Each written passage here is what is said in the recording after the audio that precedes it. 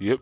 And today we have a special matchup where we have Fost the Gamer versus Lucid9. Now, Fost the Gamer is known for his aggressiveness, his freestyle comedy, and freestyle rapping too, which is kind of horrible at that.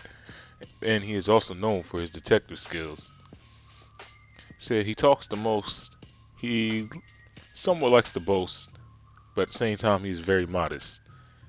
Now his matchup will be tough against Lucid9, who is known for his wordplay, his drama, and his comedy. Who will win?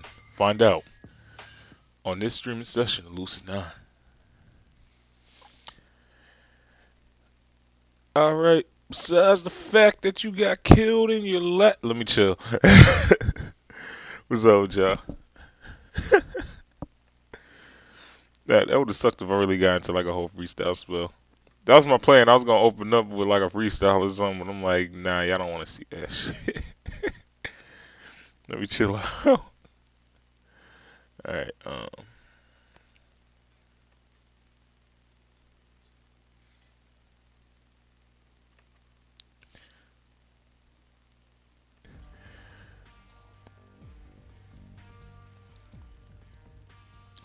but I was bugging out for that, yeah.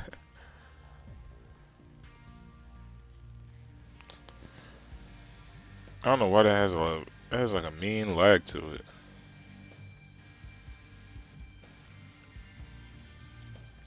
Hold on, let me see something.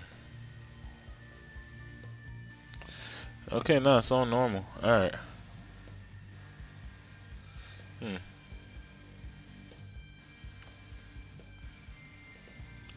I guess we're good to go then. Shit.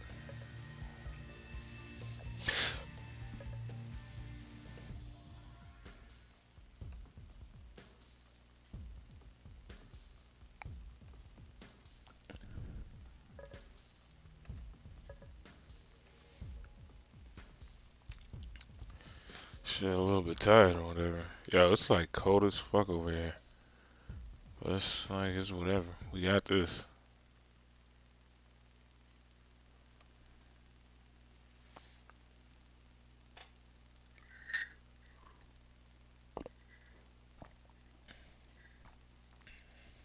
Sorry, I'm just getting my coffee in. Oh, there I go again. Almost not recording. Like shit. See, that's how you know I'm used to recording. Like it's like I usually just hit record and I'm good. All right, y'all.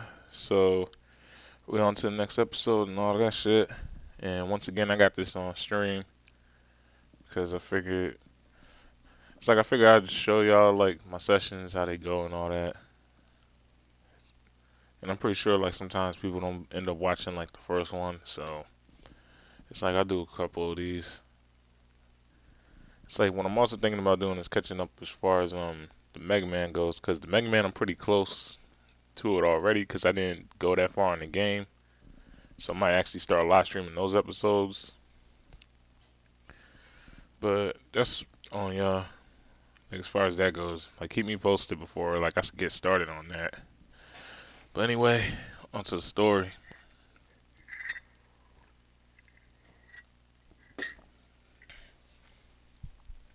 I shake off my apprehension and return to class, resolving to ignore his words. Oh shit, sorry. Alright, we good, we good. Afternoon classes are just as dreary as the morning, with one key difference. Yakihiko is absent. Oh shit.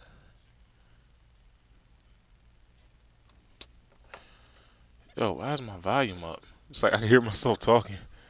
The teacher is relieved, if anything, when he catches the empty gap in the seating chart. He chirps about he chirps about linguistics with a heightened spark in his eye. Yakihiko doesn't return for the rest of the day. Shit, at least I know my voice works. I drift in between lessons trying to bring myself to delete the number on my tablet. I can't do it. After what feels like an eternity, class finally ends. Misawa doesn't come, Rui doesn't come, Yakihiko doesn't come. I'm still in silence as my classmates hurry to the door, savor their precious hours of freedom before the gates close. Elizabeth is one of them, marching away with her growing crowd of groupies. Mizaki is the only one to drop by my desk. Have you seen Rui today, Yama? Rui? No. If anything, I should be asking about her presence. I haven't seen her in a while. I see. If you see her, please take care of her. What do you mean? You know what I mean. Like, shit. Please. Then, without another word, she turns and strides off, flicking her phone between her hands. Take care, Rui? Why? How? More questions. Fewer answers. This shit is getting ridiculous. I restlessly swing my backpack over my shoulders and head out of the classroom. If I'm not getting answers, I'll just have to find them myself. My instinct is to look for my friends from a high vantage point. Shortly after arriving, I quickly realized that it's a terrible instinct. Even if I had perfect eyesight, it's not like I can see through buildings. Like, what made me think that I could have found Ruri from the rooftop? Like, I don't know what made me think that shit. I'm just about to leave, but I catch a flicker of motion in the corner of my eye. Purple hair. Wavy purple hair? What a bloody prat. Yeah, that's definitely Elizabeth. Around the corner to the back part of the rooftop, the generally more isolated area. Sure enough, my favorite Brit is settled on the edge of the bench, nose shoved deep in the pages of a paperback book. I quickly recognize it as a popular, I don't know what that word is, series, The Feynman Attorney. Interesting. Didn't think she had time to read fiction between those textbooks of hers. Who's a bloody prat? She doesn't even glance up, clearly absorbed in the print before her. This president, President Ash. I can't stand smarmy gets like him. She trails off, then slowly looks upward. You! She leaps to her feet, thrusting the book in front of her like a broadsword. Good day, Lizzie.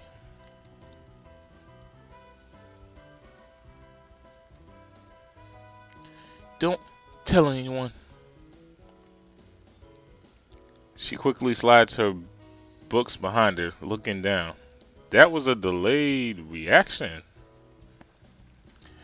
I'll take it to my grave, just like you being a barista. Great. I feel so comforted. You don't trust me? I'm hurt. Do you blame me? I want to bite back with a teasing remark, but my tongue is stiff in my mouth. Trust, a fickle thing. Elizabeth's brows furrow at my change of mood. She slowly closes the book, evaluating me for a long moment. Are you worried about the disappearances? For a question, I'm flabbergasted. It's almost like she read my mind. What? The main targets are academy students. It's some cause for concern, isn't it?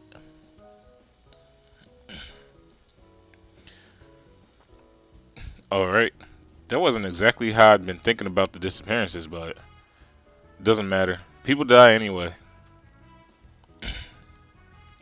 My.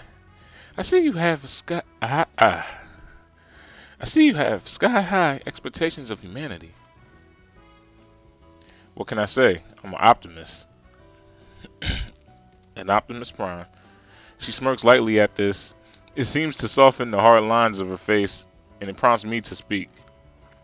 You know, sometimes you're not that unbearable. Oh yes, I try to answer your every beck and call. I can tell from the encouragement you shower on me. Well, I'm known for my nurturing spirit. By people on drugs? She giggles, extracting a chuckle from me again along with Elizabeth. What's going on? Like, what is wrong with me? It probably won't last though, but maybe I should see where it goes. Of course, I'm gonna keep talking to her. But first, we're gonna save. Because y'all know how I do.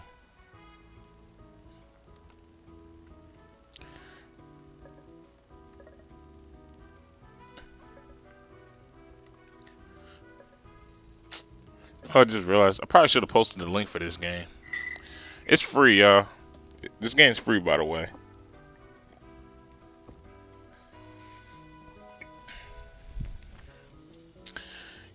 Yeah, why not? I don't have anything else to be. I don't have nowhere else to be. And honestly, this could be fun. I take a moment to glance over her stacks of tomes as she, aside from the fame attorney, her selection seems to weigh on mystery side. On the mystery side, works from all these motherfuckers and more.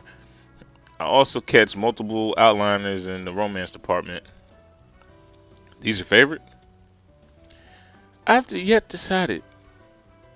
The genre has proven to be enjoyable so far, though. So you don't know the endings. Her face promptly drops into a cold glare. Shit. Don't you dare spoil them. Spoil them? Me? Never, never. Nah. I peer over her shoulder at the famous attorney. But you know, if I were you, I wouldn't trust that baker boy. Yama? I just said. And the Archer girl, the main character? Well, don't be too startled if she kills everyone else in order to win at the end. Oh, stop it! And the little sister? She may or may not be turned inside and become a serial killer. Fine! You said you bloody prat. She promptly slams the book and shuts and slides back into the pile with drawn a fresh one. Looks like, man, dogs of the gourmet mind. Spoiler alert! Spoiler alert! The main character dies in the end. Yo, he an asshole, man. Yo, he an asshole. Again, she hastily returns the book and takes another one. The Gaudy Knight. Spoiler alert! Shush! The characters end up hating each other's guts, and swear to become eternal rivals. Are you going to keep on doing this? She looks genuinely upset, so I quickly retract my loss of my humor. I was just making it up. You were? Want me to cross my heart? Hoping to die would be better. You must save the best for last, my dear. She snorts at this, shaking her head in disbelief. My God, you're exactly like... Her eyes shuffle away, sparking my curiosity. Exactly like... Well, you know, Mr. Darcy, sort of from Pride and Prejudice. I think I've actually read Pride and Prejudice. I just don't completely remember what it was about.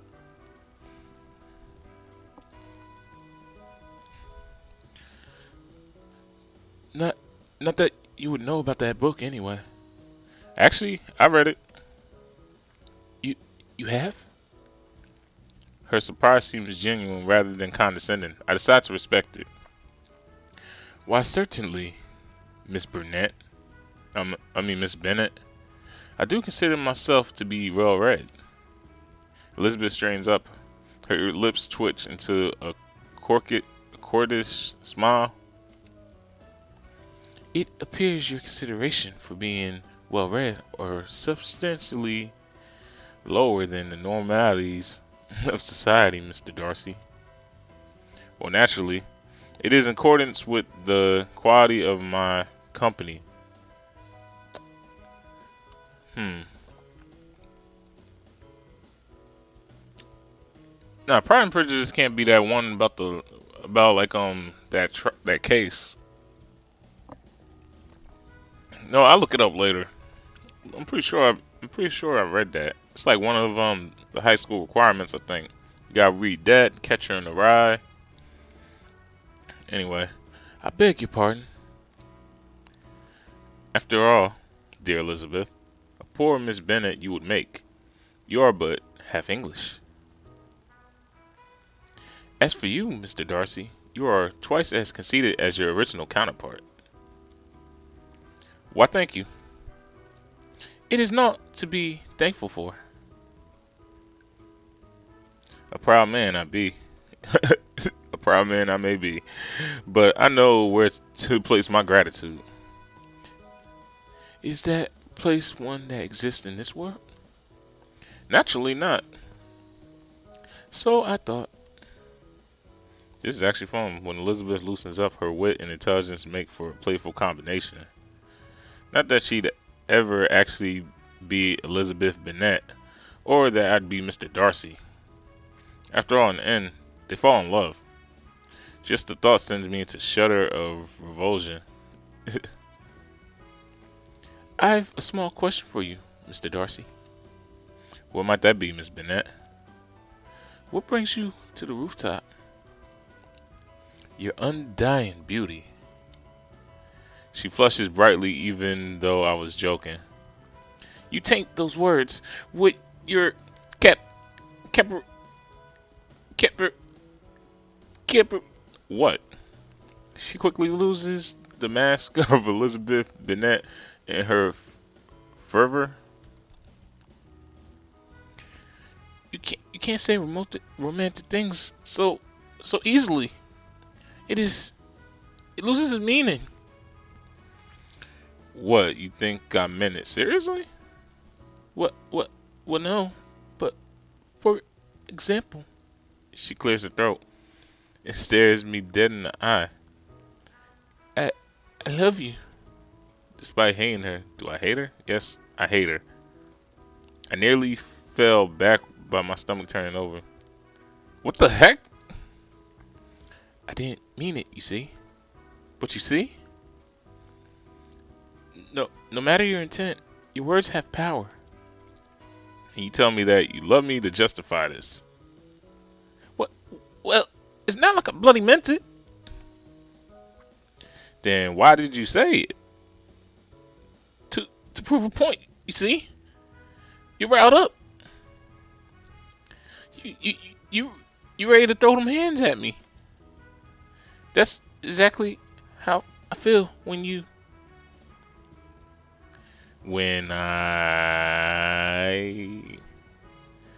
people throw around words so casually. And now I know why this girl can't handle a joke. Still, I guess to some extent it makes sense. I don't want to admit it, but her counter argument is actually valid. So that was why you were always on my case for throwing around my words? Of a sort, yes. She clears her throat, protectively hugging a book to her chest. Honestly speaking, I didn't hate you. Really? Well, not at first. So, what traumatic event lost Her Majesty's favor upon me? Strangely enough, she ignores my mocking tone. Her gaze is deadly serious. Well, that was an unfortunate timing. What the fuck? Wait for Elizabeth to continue, but she immediately retracts, digging back into her book. Answer. She doesn't really give me any other options, so I took a look. Who's that on my phone?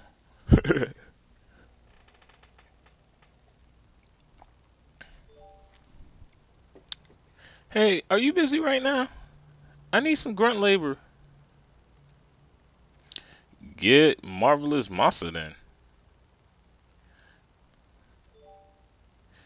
Courtyard, now. I'm actually disappointed as I slide my phone into my pocket. This was the closest to a civil conversation that I've ever gotten with Elizabeth. Well, Miss Bennett, it looks like duty calls. As you know, I have so many admirers to see. She snickers slightly. I mean, lightly. Uh, I would count on it. There are, after all, 70 million blind people in the world. I snort. That was actually a passable comeback. Cheerio, Miss Bennett. Goodbye, Mr. Darcy. Don't come again. I will, Miss Bennett. Just for you. Just for you. Well, I shan't stop you if you wish to publicly humiliate yourself. I only rolled my eyes at her and shut the door, setting my steps towards the academy courtyard. Mm-mm-mm. It's like Rui gotta be a cock blocker. Like, what the fuck? Nigga, I was trying to get my Mac on. Mm. My pace is lighter when I first arrived. Unfortunately, my thoughts sober as I approached the courtyard. Why didn't Ruri contact me earlier? Where's Yakihiko been? Or Masato? I guess they have their own lives. Ruri's in drama club. Yakihiko is in his happy club. And Masato, well, we're not exactly on talking terms. Yeah, like fuck that nigga.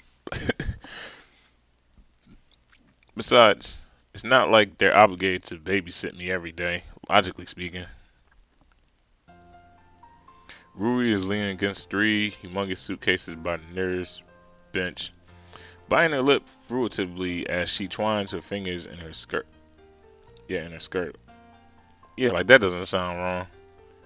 Yeah, that doesn't sound wrong whatsoever. Oh, good, you came. I see how. I see how it is. You only call me when it's convenient for you. The bitterness in my tone is only half joking. Rui doesn't seem to notice this. Hey, you're the one who hasn't joined any clubs. I curved my tongue at this comment. No matter how much I'd like to snap back, she's right. It's my own fault.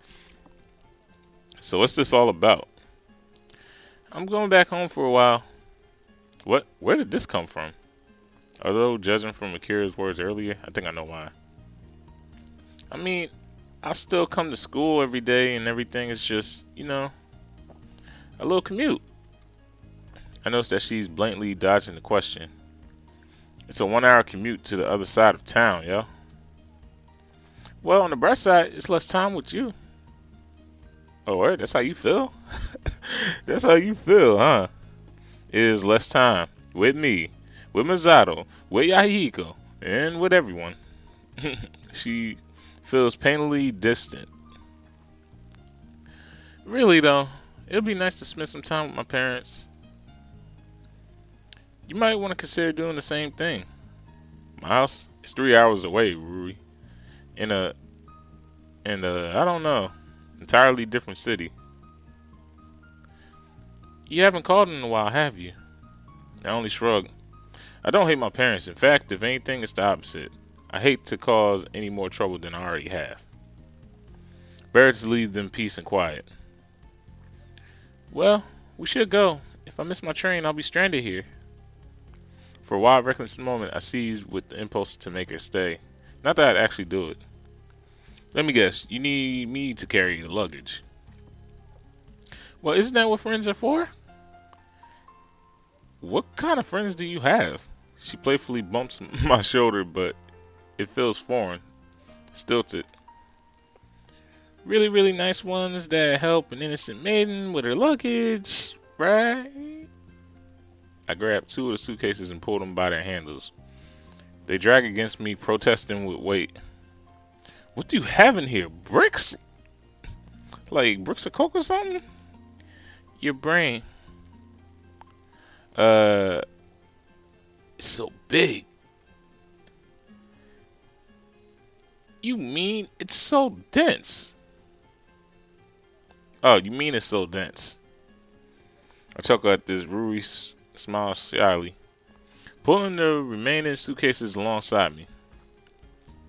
Thanks, Yama.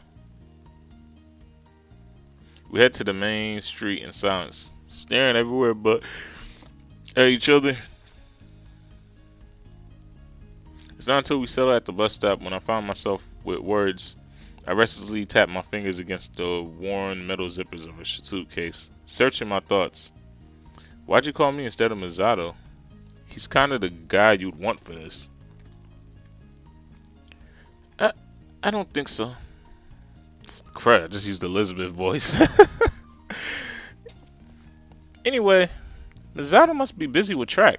Track and Honor Society and track. You know Misato and track. And yeah, he shouldn't have time to notice things like this. Her answers only cultivate more confusion. In a way, you're moving back home. That isn't exactly little. Well, it's still distracting and weird, and honestly, unattractive. And am I speaking the same language as anyone at this school? Of all people, I would have thought that I could at least understand Ruri. I've grown up with her. I knew her. Heck, in some ways, I knew her better than I knew myself. Can she change that much in just 2 days? Look, Mazal's your friend, and you're moving. That's all there is to it, right? Clearly, I'm not getting nowhere with this. Where's Yakuhiko? Rui relaxes slightly at this abrupt change of topic. Busy? How busy? Who knows? Probably just wanted to skip out on helping or something. I want to inquire further, or at the very least, tell her about the exchange between him and Haru. But we arrive at the substation just then, cutting our conversation short. The platform is haunting, empty. The orderly benches are completely free of cigarettes, gum, or scraps of paper. It's as if they've been sat on. Furthermore, the only person in sight is the attendant at the ticket booth, and he's currently snoring.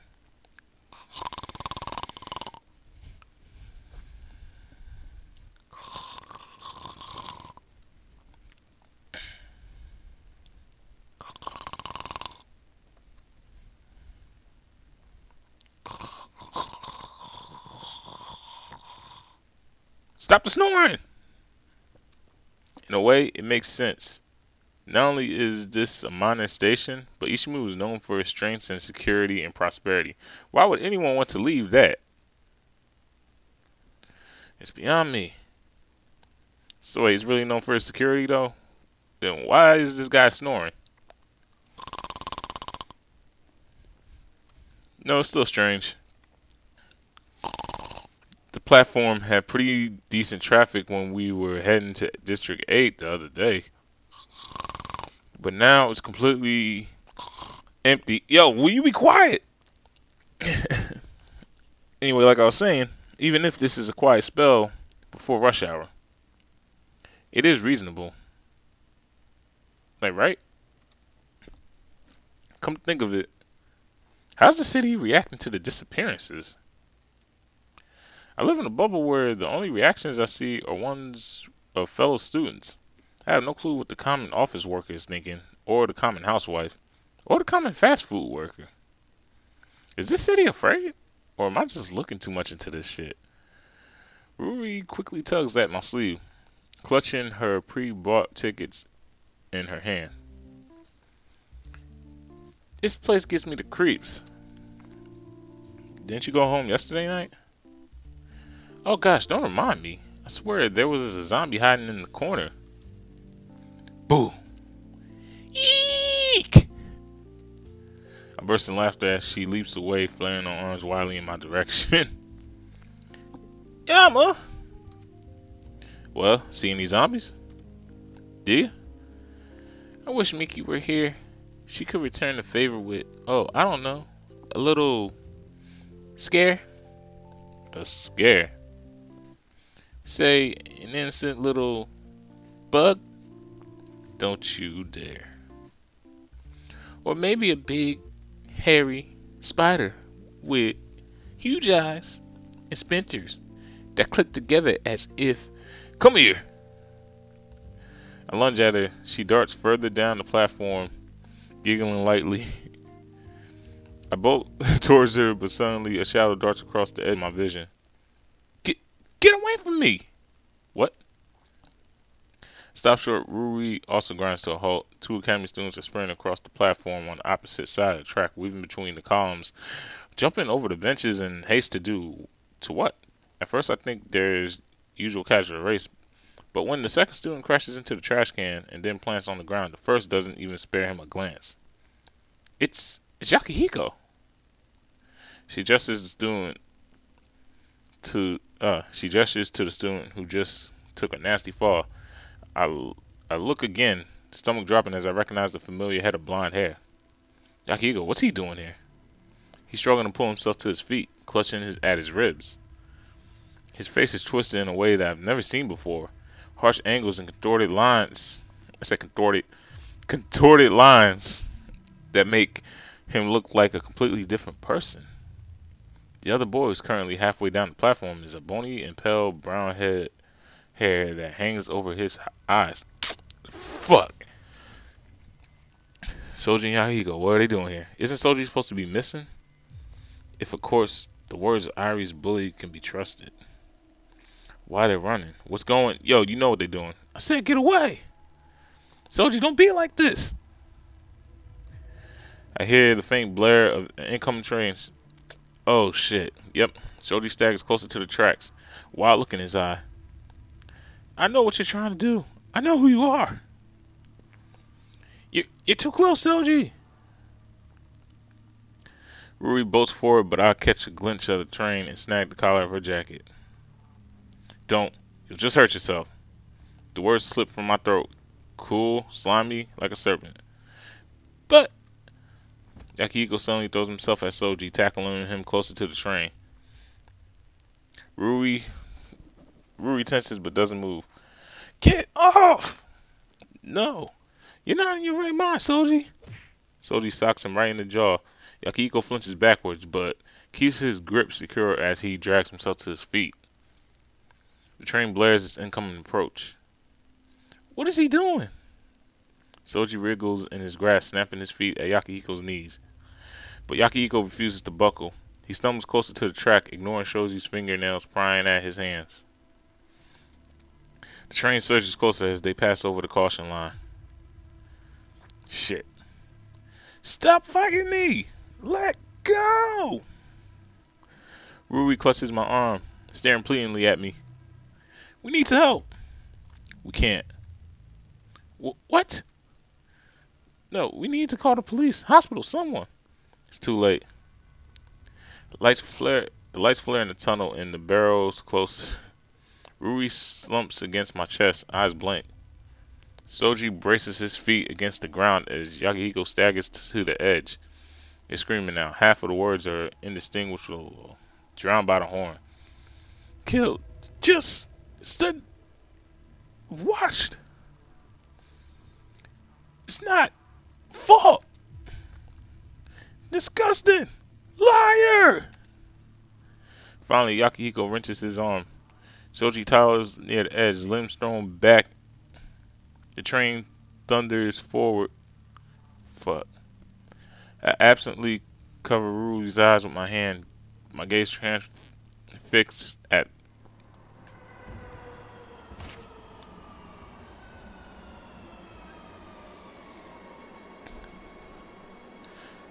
Falls right beneath the nose of the train, where steam rolls over and blood sprays all over the front.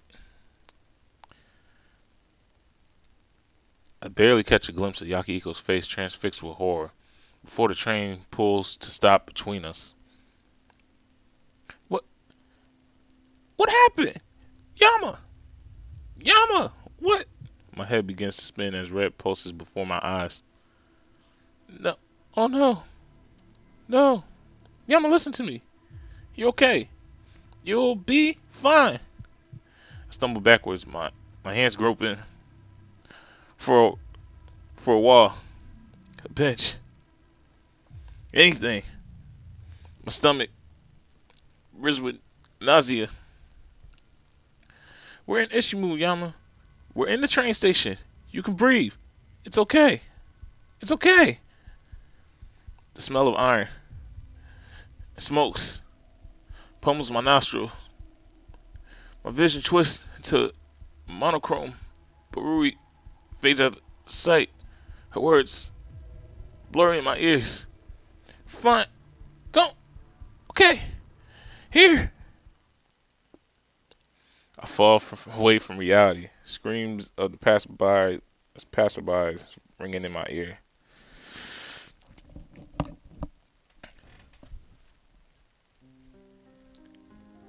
Here, I'll give you a shot.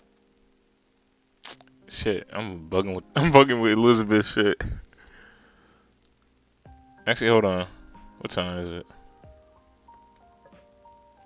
Alright, yeah. I'm gonna go to the next episode. I'll catch y'all. Okay, stream. I will be back in a moment. I got give me some more coffee real quick.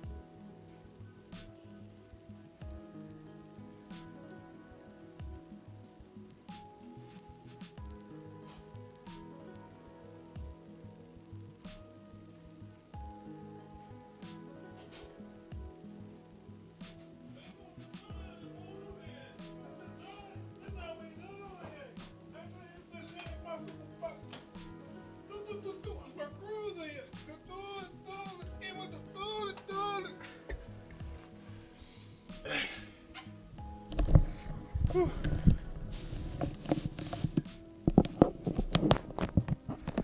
Sorry about that, y'all. Had like a spill in the kitchen.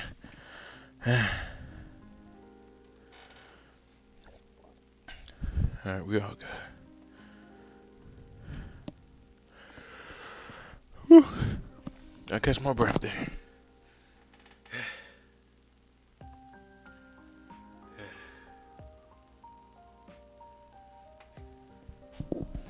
Alright.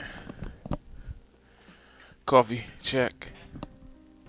Drugs, check. No, I'm kidding. Or am I?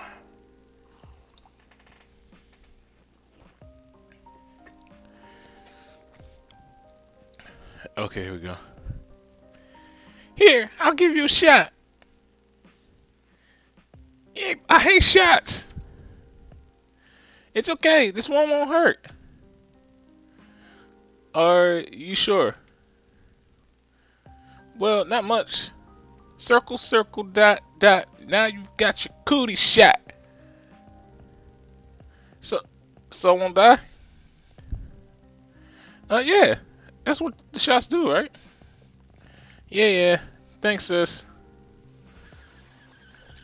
Oh, fuck. What was that? What was that? What? What was that? Hey, what's going on? Mom, where you driving? I can't help it.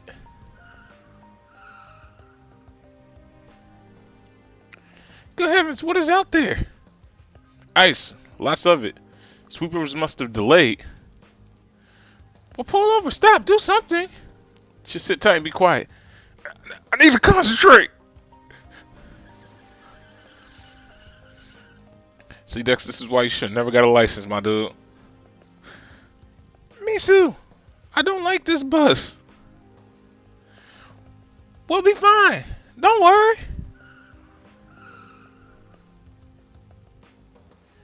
Damn it. No.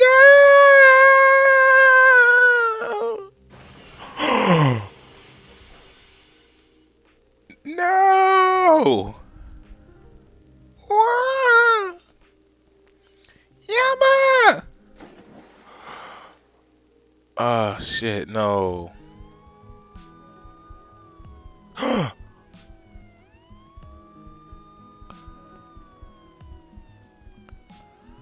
No.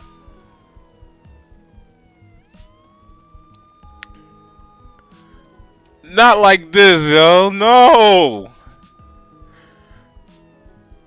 No. No. Mizu. It's okay.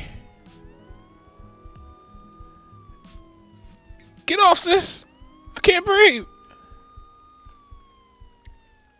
Misu, get off. Why aren't you moving?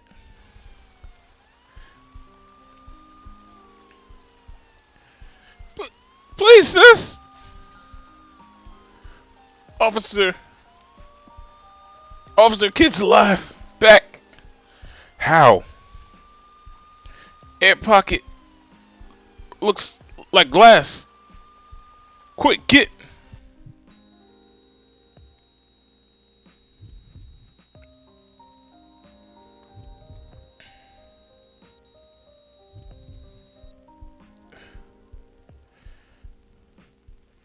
Did it.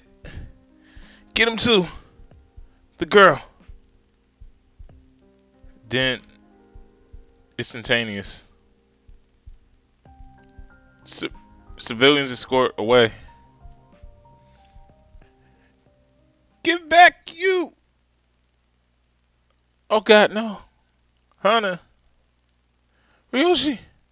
Where's please?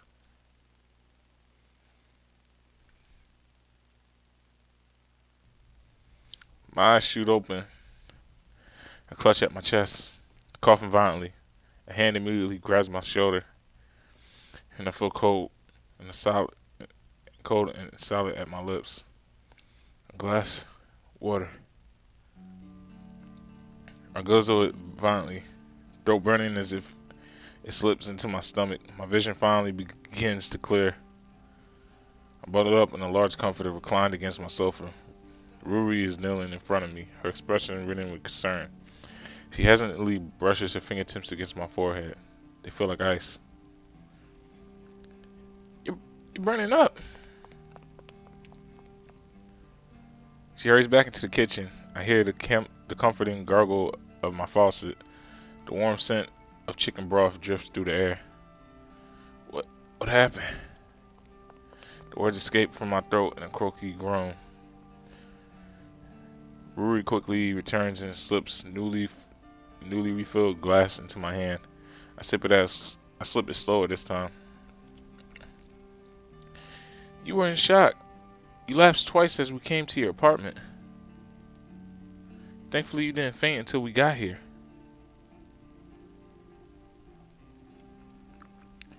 I meant Yahiko, Shoji. She freezes, her expression flickering in pain. I didn't see.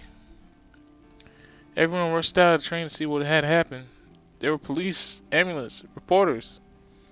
It was a mess.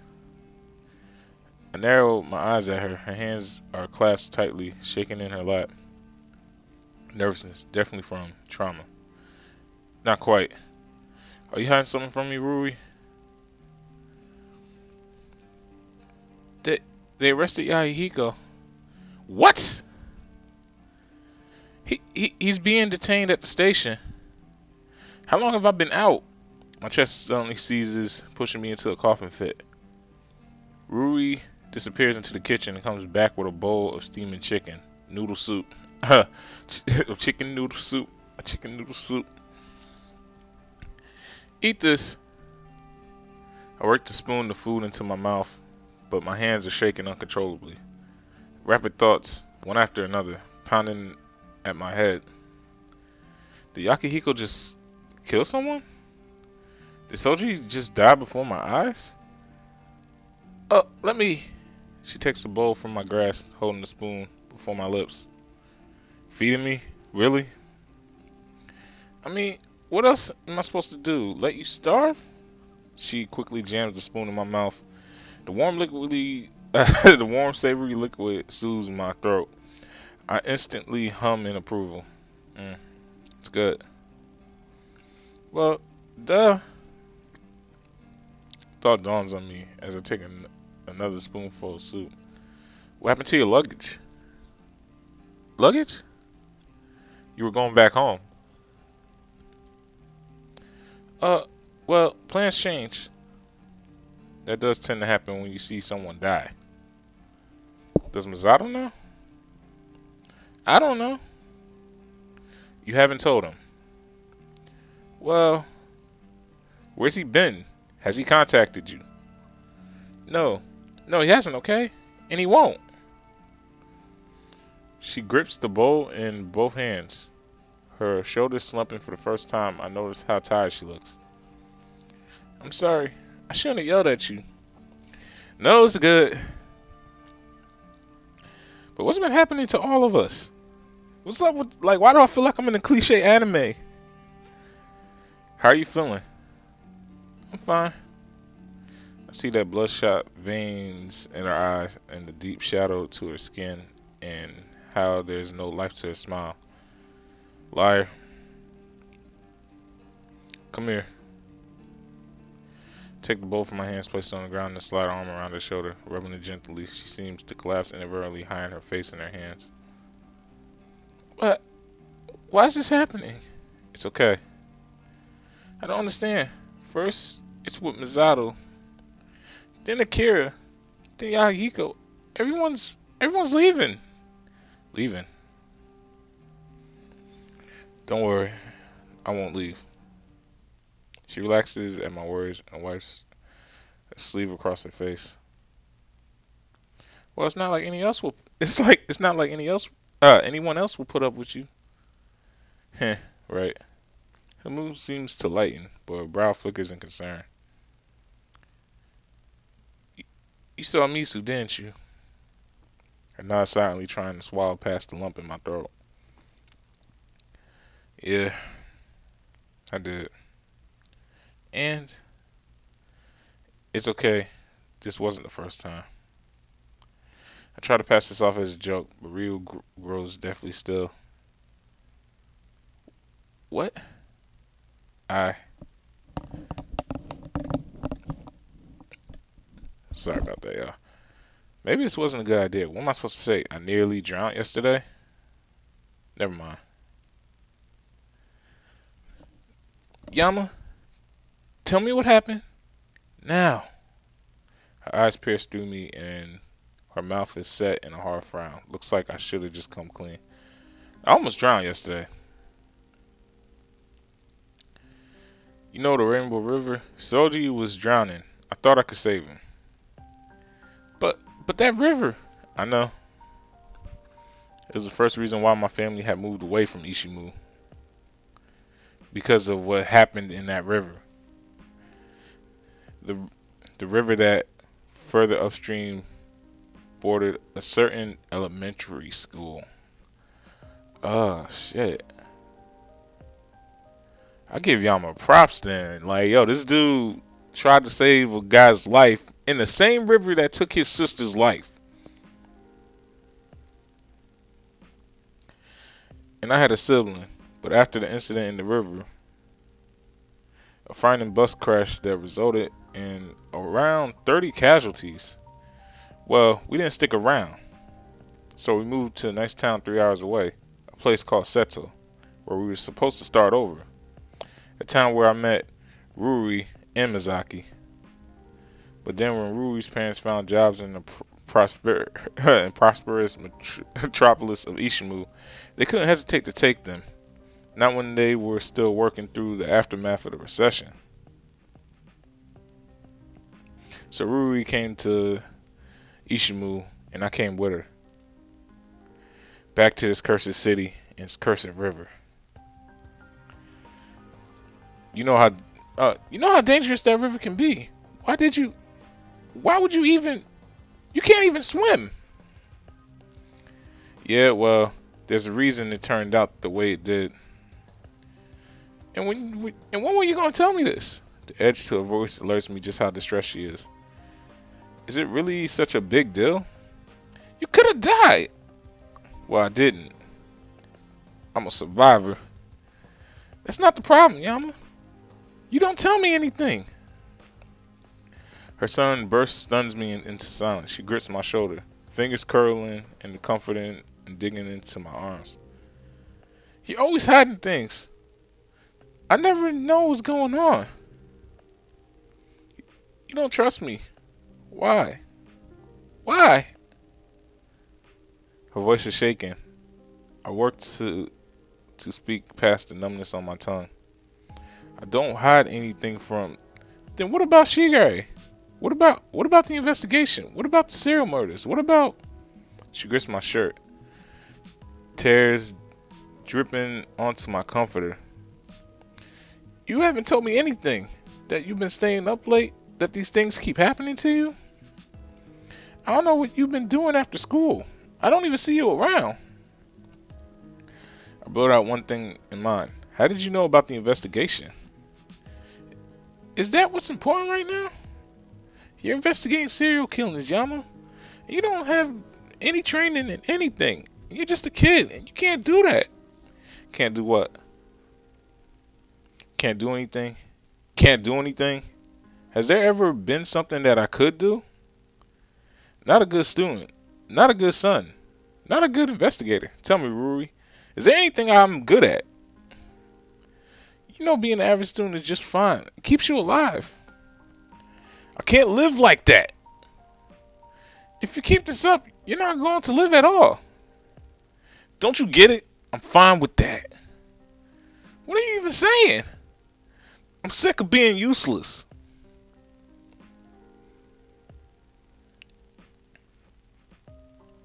My anger is burning in my mouth, but I'm spewing whatever comes to my head. Why have you stuck around me, huh? Why have you stuck with such an incompetent excuse for a human being? You sure don't get anything from it.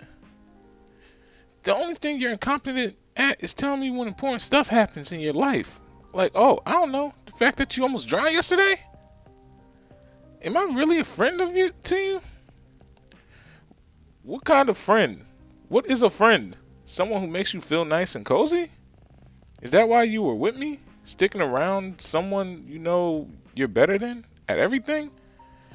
Probably made you feel really good about yourself. Shut up. You don't know what's been happening. You don't even care. You don't even ask. You just sit back and do nothing. Do nothing. I no longer see to expend resources on a worthless assistant. Why don't you try at anything?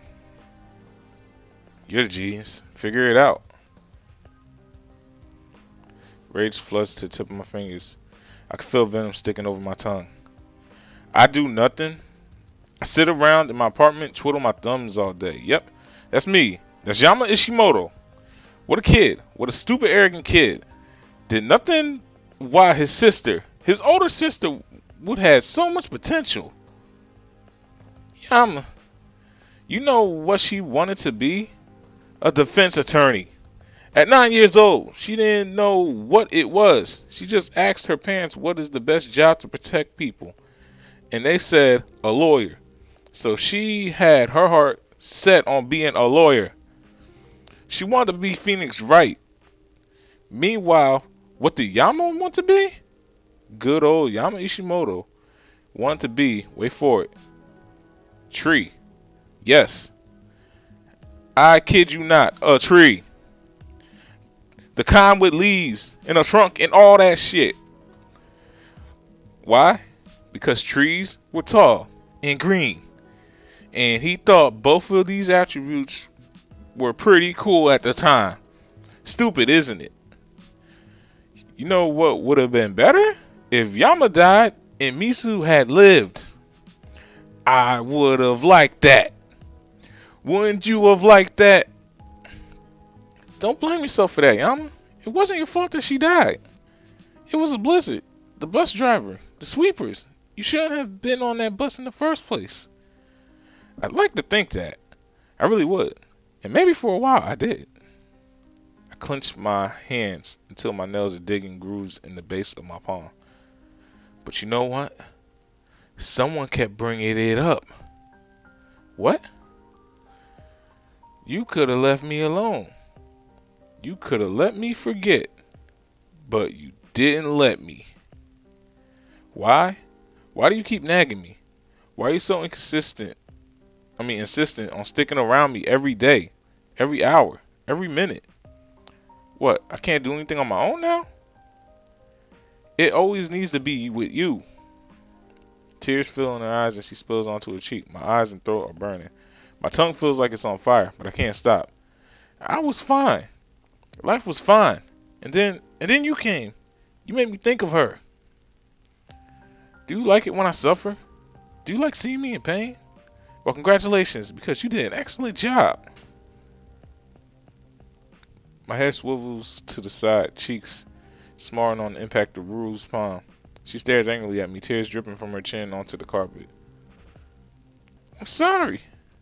I'm sorry for caring for you. I'm sorry for sticking up for you. I'm sorry for spending time with you. I'm sorry for being such a terrible burden. I'm sorry to myself for putting up with such an arrogant, thankless person all these years.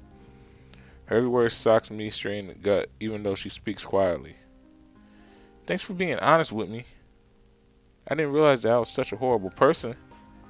Horrible for worrying about you, or for being upset when you could have died yesterday, and I wouldn't have known at all. But by all means, keep telling me it's not like I know my own faults or anything. She storms to the front door, slinging a backpack over her shoulder. Goodbye, Ishimoto. She slams the door behind her, leaving me in a frigid silence. Anger burns from my stomach to the tips of my fingers. I seize a wild urge to grab something, anything, smash it against the ground, but anything I look at can't bring myself to break this expensive laptop. It's TV. Fuck. I glance out the window. Rui's already heading out the gate. I toss on a light jacket and tear downstairs, grinding to a halt, making a turn to the opposite gate. The only way to expel this is a walk. Nice long, preferably death-inducing walk. Break into a run as the cold air hits my face. I was fine. I was perfectly fine. Rui was the one who freaked out. She always been that way, always nagging me, always giving me a hard time. She felt excluded. Who was the person who went home yesterday? Who was the person who never talked to me? Who was the person who made me run around the Ishimu forest thinking that she had been brutally murdered? I just can't take this anymore. Any of it. I close my eyes and pick up my speed, feeling the wind blister my face. My lungs plead for air, and my heart is throbbing painfully against my chest. But I don't bother stopping. Here I go, District 6. Dead at night. Perfect place for an ignorant, thankless lowlife like me. Damn it. I drop against the wall, fighting for my breath. A couple shady figures eye me from the alley, but when I meet their gaze, they turn away. I wouldn't mind a fight. I honestly wouldn't. It felt good. Maybe maybe Carteret or whatever. A good old fist fight. Maybe I'll die. I deserve it. I shouldn't have said those words. It didn't matter that I was angry. It didn't matter if I felt unjustified. Rui doesn't deserve words like that. Not when she's been by my side. Not when she's been my only friend. It just hurt. Even she acknowledged that I couldn't do anything correctly. She was supposed to support me, to believe in me, right?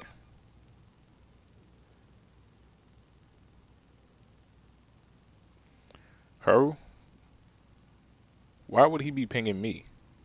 How did he get my number? How is his number in my phone? Is this part of lapse I don't remember? Maybe he says call ID to public, but that's strange, to say the least, especially for a student. Why is he in District 6?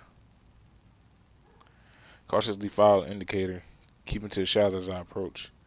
Around the corner, denoted in the alleyway, but... What? No. No, not now. You're a coward.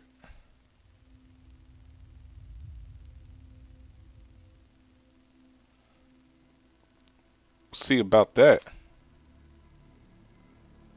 Nigga, no. You shouldn't even be here. No, really. Don't you dare tell anyone. Why not? Look, no one can know about this. Scared someone will find out?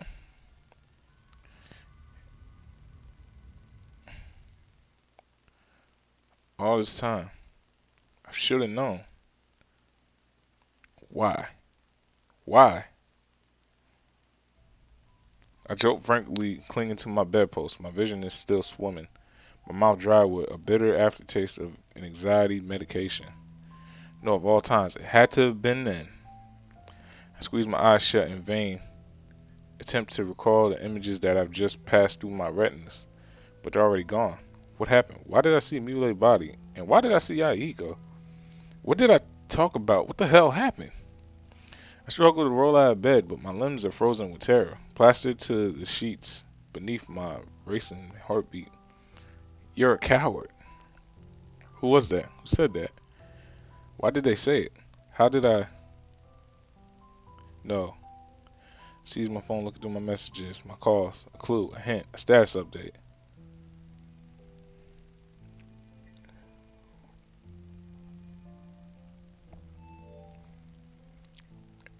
If you happen to find yourself in the midst of many strange events, don't worry. There are many who believe in you. Don't forget who you are, and don't forget who you are not. The one who started contacting me that night after my first lapse in years. The one who seems to know exactly what I'm facing, even though I don't know who they are.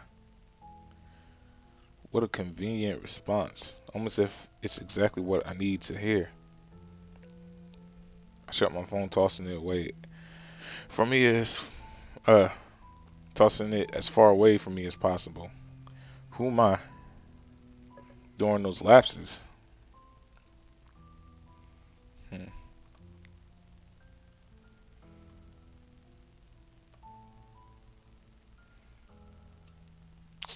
You gotta be kidding me, yo.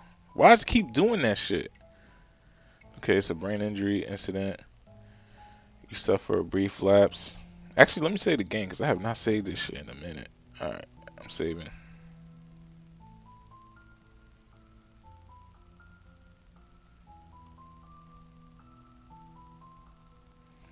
Actually, no, hold on, because a lot of shit happened. Alright, it's like, anyway, let's see. It's just an unusual brain injury from the accident. You will suffer brief lapses during times of stress when your memory is transitioning from short term to long term. It wouldn't change anything about you. They said you're still yourself. They said it's just a memory blip. They said maybe they were paid to tell me that. After all, no one wants to hear that they could have an uncontrollable alter ego that who might very well be a serial killer. I can't trust anyone. I can't even trust myself. What am I doing? Why why I think I'm sleeping? I lie still, fighting to keep my mind steady as I survey my next course of action. What do I do? Record myself? Confine myself? Report myself? What can I do if I find out that I might be the very person I'm trying to track? It's not possible, is it? It sounds ridiculous, like a half-baked plot from a second-hand book. Stupid, irrational, impossible. Just like me these past days. Maybe I should just go to school. I can only snort at the thought. Shallow, ditzy little school where I'll receive homework assignments on calculus, problems on how Mayor Nori has saved Ishimu, and a thousand other things that mean nothing when people are dying every day. Still, if I lapse at school, maybe someone will catch me. Maybe we'll find out once and for all. Besides, it's not like I have anything better to do. It only takes me a moment to get dressed and wolf down a quick breakfast. The food is sour in my stomach, but I force myself to keep it down. Contrary to the past few days, the entrance is packed with students. It's particularly impossible to weave my way through. Peer through the crowd, catch a brief glimpse of red hair that slowly plods away. Threads of whispers shoot in the rapid fire at the sight. Again? They say Haru went missing, and Soji ended up passing away. Yeah, I saw the news. I can't believe it. I can. We should have expected it the moment we saw them talk to Ari. Do you really think she do that? No wonder those girls get angry at Ari. Oh my god, yo, they gotta chill with this shit. But guys, isn't this getting a little out of hand? They even egged her this time. You think we're too hard on her? Midori, Toma, Akane, now Soji and Haru? How high does the body count have to get before you start believing us? But she was even involved with. You're not taking that bitch's side, are you? Look, an adult had to step in and take your group to the principal office. That doesn't make them look any better. You, hey, no fighting. I'm shoved to the side as Masato breaks through the crowd, his jaw taut with suppressed anger. Students immediately quiet down, watching eagerly for another display with their phone cameras primed for patter. Oh, you better quit your yapping. Oh, you better quit your yapping and scram. Your little chit chat ain't doing a thing. Despite the fact that he's the president of the Honor Society, students know enough about Masato to not start anything. They quickly disperse into the courtyard. Masato turns to look at me. I'm hit with the memories that I tried to forget. The argument at the canal, the bitter fight with Ruri. It's amazing what 24 hours can do, huh? All these encounters seem so distant. Zal curls his lips in disgust and strides away. It socks me right in the stomach. I'm speaking before I know it. Mazzaro. He lifts an eyebrow at me, but his body is tense with anger. I'm sorry. I don't know what I did. I want to know why you're so mad. I don't understand. But Mazzaro cuts me off, wrapping his finger at the end of his jacket until his knuckles turn white. If you're gonna take something from someone, man, at least take care of it. Oh my fucking god! Like what? That was the last thing I was expecting to hear. Get to class. Storms past me and disappears into the hallway building. Oh my god, yo! I'm only left bewildered and even more alone than before. This time I really got no one. I force myself to plod my chair. The stairwells and hallways are congested with nauseating, frivolous gossip that makes me shake my head. This is disgusting. I'm just about to slip in the classroom when a jolt of movement in the hallway catches my eye. Mr. Rhoda just opened the door to the principal's office, through which a number of students are filing in. His face seems unusually burdened, the most solemn I've ever seen it. Juror. 5 of them, bullying, cornering the Hiragi girl. Again? You don't understand, principal? Are you really fine with a murderer running around campus with throwing some kids with potty mouths under the bus to cover for her? Look, you guys will address the principal with respect. You listen to what he has to say. Next time I see you tossing around the kid with attitude, you'll be packing your bags, understood?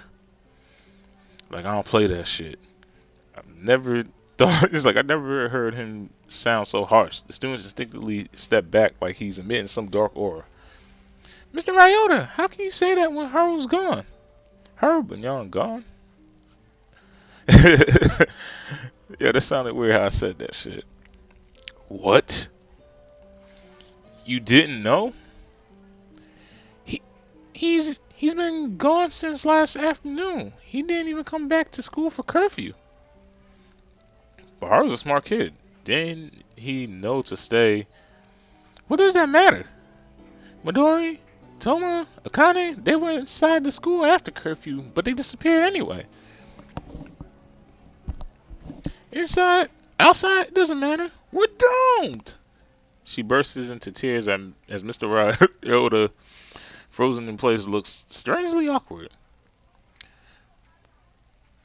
Bring them in, Juro. I'll handle it from here. Mr. Ryota wordlessly steps aside, watching the students file into the principal's office. And when the last student has entered, he shuts the door, sighing heavily. I step forward to greet him, but something halts me in my tracks. Students from his very school gone. Yesterday, a death on the subway tracks. Now Haru Banyan joins the ranks? Can't trust myself. How can I possibly trust anyone else? It's got to be stress getting to me, but I see a familiar face as a potential enemy, puppeteering in the shadows, moving all the chess pieces into place. Mr. Ryota. Something about him seems unbearably ominous, surrounded by death. Told you. Am I the killer? Is the killer someone close to me? Or is the killer a complete stranger? Everyone is a possibility. Mr. Ryota is intelligent, flippant, and when he needs to be, ruthlessly efficient. Then he notices me awkwardly standing in the hallway, twiddling my thumbs. Well, if it isn't my favorite delinquent. He's searching for my face. I attempt to mask my expression.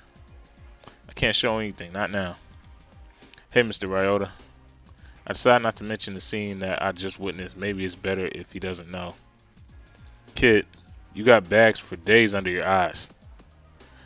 Have you been sniffing all night? Like, what? Are you on that hard stuff, my dude? Did you just say that in the middle of school? No, I was finishing up stuff last night. Like, I see. You was getting in them cheeks. You sure you don't want to talk about it? Like, okay, Jiraiya. I talked to him about my past. I'm supposed to trust Mr. Ryota. I don't know.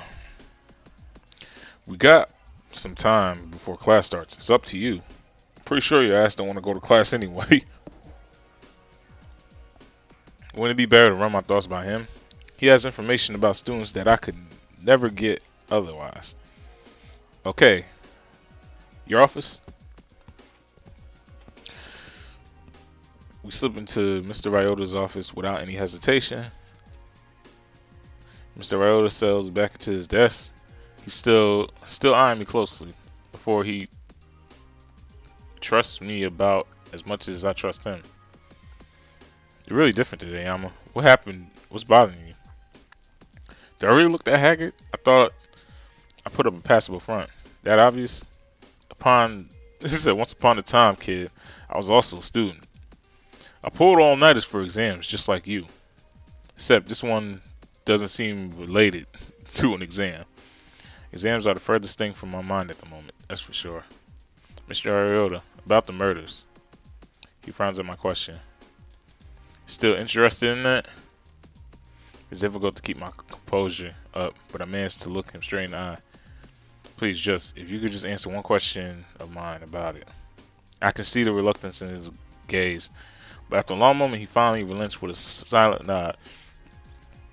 He said the victims all had some kind of psychological problem.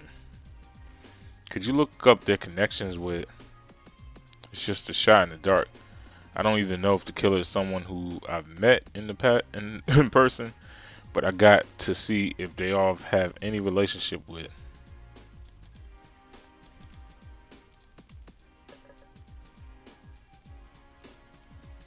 Hold up, I'm gonna save.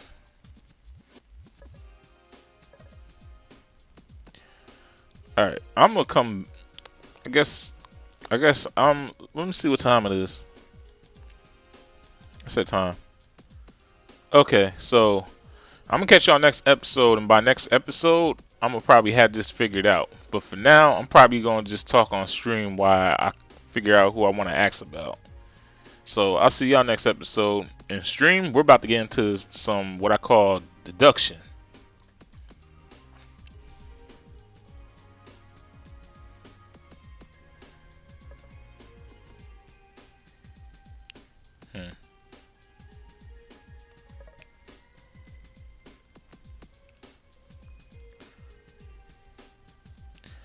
No, I think I'm probably just gonna make this into like a spare episode.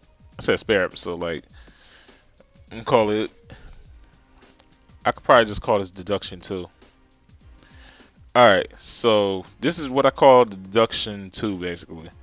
So it's gonna be a while till y'all probably get this because I still gotta send all the episodes out. So how do I get started with this shit? Alright, so what the youngin' thinking is, it's like, okay, so I gotta ask Ryota a question. I gotta ask him about people's connections with so and so. So now I don't. Okay, so off the rip, I'm already gonna know that Irie, Irie's already gonna have connections with all of them because all of them been bullying her for a minute. That's pretty obvious. So then that leaves you only with Yahihiko and Natsuki.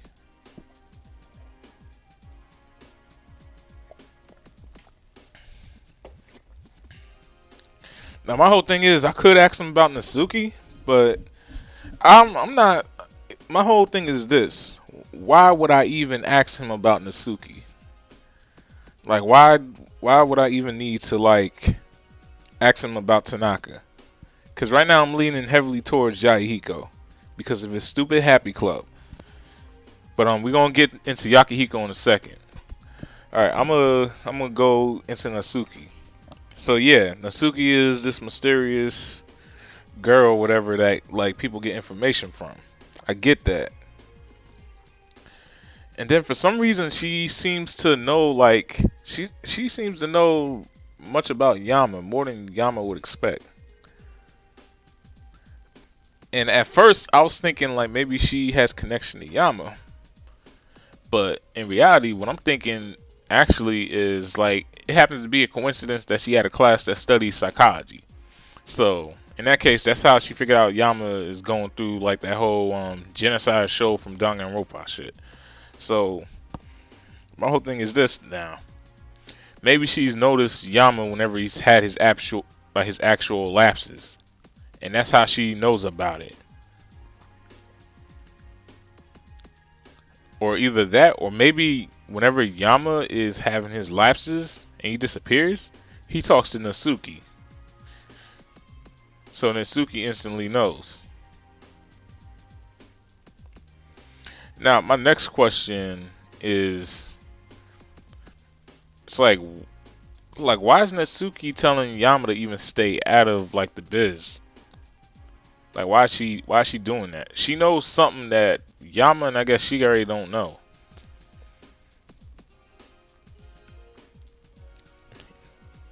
Cause I'm thinking like, what was that piece of paper that she handed Shigure? And the more I think about it, the more I'm slowly thinking like, yo, whoever this serial killer is, if it's I still don't think it's Yama. I feel like it'd be too easy for it to be Yama. I feel like they're trying to lead me to Yama, but I'm not gonna let them lead me to Yama because it'd be too easy. It's too easy. It's like the moment they show me that one flashback and all that other stuff, I'm like, yo, it's too easy. It's not him. So then the next thing makes me believe that it's somebody close to Yama, somebody who would know. I feel like in some small ways, Yama's being set up. Like eventually this is all gonna lead to him. Cause think about it, it's like my only thing is like, why would Shigure set Yama up though? It's like, yeah, she kind of told him to go to the forest. Yeah, she's been having them go around District 6. She's been doing this and that. But I feel like again, Shigure would be too obvious. She'd be too obvious too. It's like, yeah, make a dude your assistant and set him up like that. But the problem is,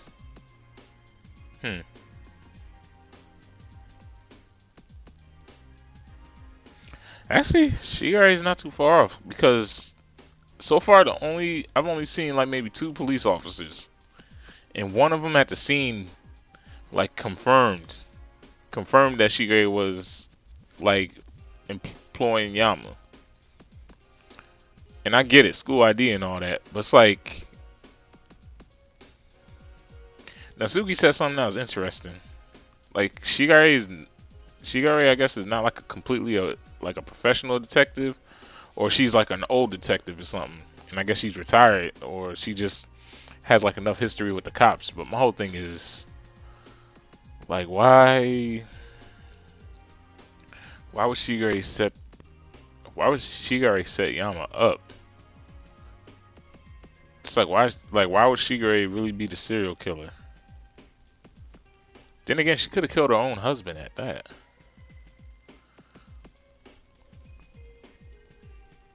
It's too many unknowns though.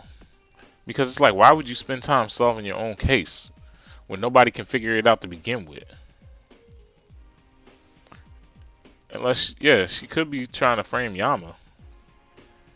It's like, yeah, have Yama think he's insignificant and all this other stuff, and place bet that eventually he would fight this and try and search on stuff his own, and then eventually catch him in the act.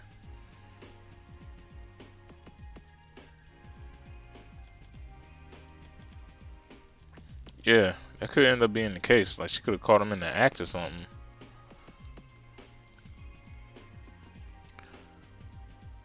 But even I know though that, okay, so then if that's my case, okay, so I think now I can place my suspects now.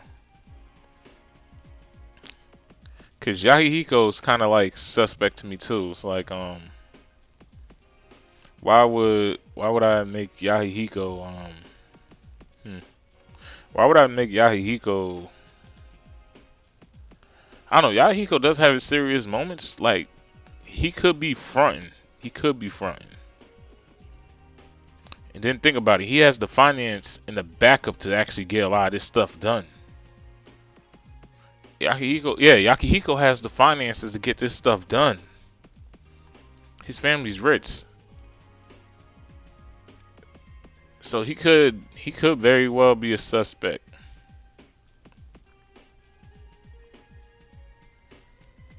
Cause Ari off the rip, I know it's not her.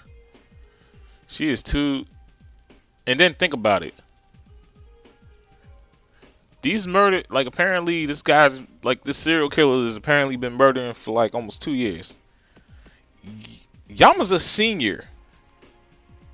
Yakahiko's a senior. They're seniors. Somebody's been doing this since Yama's been like at this particular school. Yeah, somebody's been doing this since Yama's been at this particular school. And they want me to think that it's Yama again. They want me to just keep going back to being Yama.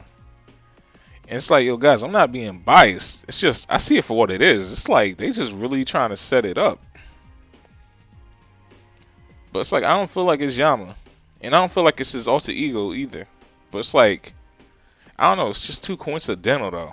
Like, it's too coincidental that it's like it'd be Yama. It's too coincidental. And it's like, I feel like these guys are too smart for their own good. Because it's like, you're going to give me like deduction and all this other stuff. You're going to give me questions about like horses and all this other stuff. And you probably wouldn't once think that I would easily figure out that it was Yama. Like, no. This game's trying to play me. So, what I'm thinking is, shit. What I'm thinking is, so yeah, that's why Yama's not my prime suspect. Mr. Ryota, I feel like Mr. Ryota could be leading Yama too. Cause you gotta think about it. How long have these killings actually been going on for? They could have been going on for like a while. It's just dude didn't get caught until like 2 years ago. Like not caught, but you get what I mean. Like he didn't start making news till like 2 years ago. It's kind of like how with that one show, I think Dexter. Dexter was killing people for years. Him and his father were killing people for years. And like he didn't start showing up as a prime suspect until he was like what, in his 30s? Like yeah, like Dex was in his 30s when that one dude like started piecing together stuff. But even then it's like nobody really put like any crazy thought into it. So yeah, Mr. Ryota could have been doing this for years or had connections for years. But then wait a minute.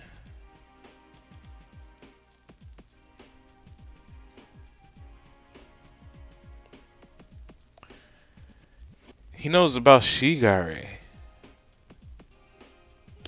Okay, so this is how it could tie Shigare in. What if her and Mr. Ryota are like fucking like what if they are like bang bang? Like bang bang bang bang bang. That could end up being the case. Yeah, that could be the case. Yo, that could be the case. Cause didn't her phone picture have a picture of brown hair dude?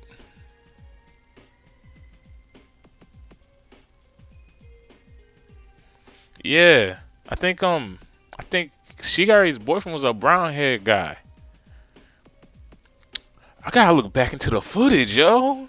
Wait, that might have been the hint right there. Like all them years ago. I said all them years ago. All them videos ago. I think it's yeah, because I think even Yama said it showed a picture of her and a brown haired guy. And if she's looked like that all her life, then that means yeah. If she's looked that little all her life, that picture could have been taken at any time. So Mr. Ryota could have been Mr. Ryota could have been young as shit. And it just so happens that like that ends up being yeah. And then not only that, Yama didn't even get that good of a look. He got like a glimpse, and he happened to notice the wedding ring. That was the first thing that came to mind. Like he didn't like go crazy looking into the picture. The first thing that came to mind was that he was looking at the wedding ring. Yeah, yeah. So okay. This is pretty good. I don't know. I'm probably gonna part two the as far as the deduction goes. I gotta get back into these episodes. So with that stream, make sure you stay here. I'm not cutting off the stream. Um yeah, I'm about to just go into the next episode. So oh yeah. So y'all who reading this, I mean y'all that are watching this, don't worry about it. I'm talking to the stream right now. But yeah, I'm going into the next episode stream. So with that, those who are watching this deduction video, I'll catch y'all. Alright, now we back into the episode. Yeah, so yeah, after going into debate about it, y'all, I'm thinking about going with Yahiko, unfortunately. Cause I feel like Natsuki, I'm not gonna get shit. I'm probably not gonna get shit. Oh shit, my phone died. I forgot this is still playing. Yeah, so I'm going with Yakihiko. Someone started a club for depressed and troubled students. It was called the Happy Club, and I thought it had the stupidest name in existence. But that club was for depressed and troubled students. Students with psychological problems. Is it really just a coincidence? Is there anything between the victims and Yahiko Akari? Yahiko? Like, I mean, Yahiko. Like dumb, blonde friend Yahiko. Have you gone crazy, kid? What the hell would that ditch have to do with these crimes? Can you just look it up, please? I hate this doubt. Everyone in my sight is painted as a potential target. Ari, Mr. Ryota, Yahiko, even myself. I just need to find proof that I'm wrong. Right, well, you're one weird kid, like for real. His fingers fly over the tablet. I see its surface flashing in myriad colors like strobe lights at a concert. Then he freezes and drops the tablet. It hits the floor with a shrill clutter. I instantly wince, almost expecting it to shatter into pieces. What?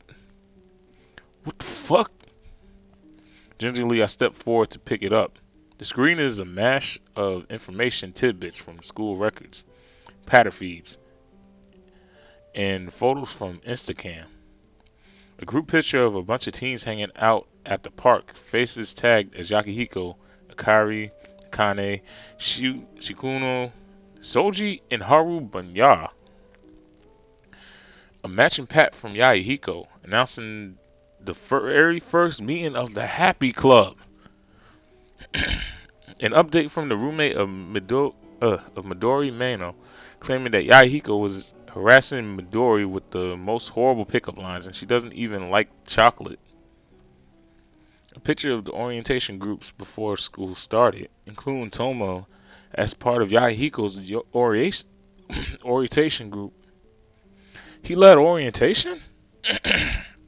Wait, no, never mind that. What is this conspiracy? Like, what is this, some conspiracy?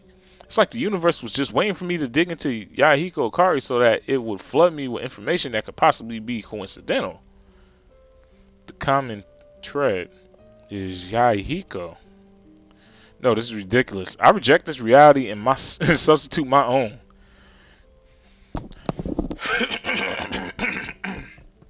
Shit.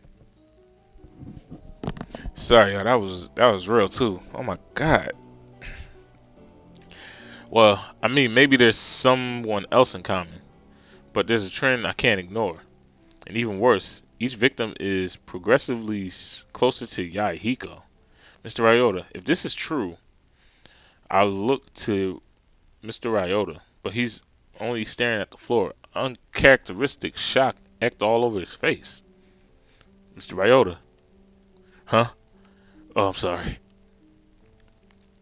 You know how sometimes you get so focused on something that, well, you kind of forget everything else? Does that happen to you? Often. Not you? You seem pretty fixated on that idea that Yahiko is related to these murders. You're not serious, right? I don't know. Everything seems like a possibility now. Like, it's as if I'm stuck in a dark room with only vague shapes and sounds feeling my way around. And then someone turned on my floodlights, leaving weird spots in my vision that have to be hallucinations. Somehow aren't. Just the bell, kid. Guess you better get to class. Class, we're on the verge of discovering something vital about a serial killer. And I have to go to class? No, I should go. More than anything, I need to cool down. Give my mind time to process the shock. Bye, Mr. Ryota. Take care, kid.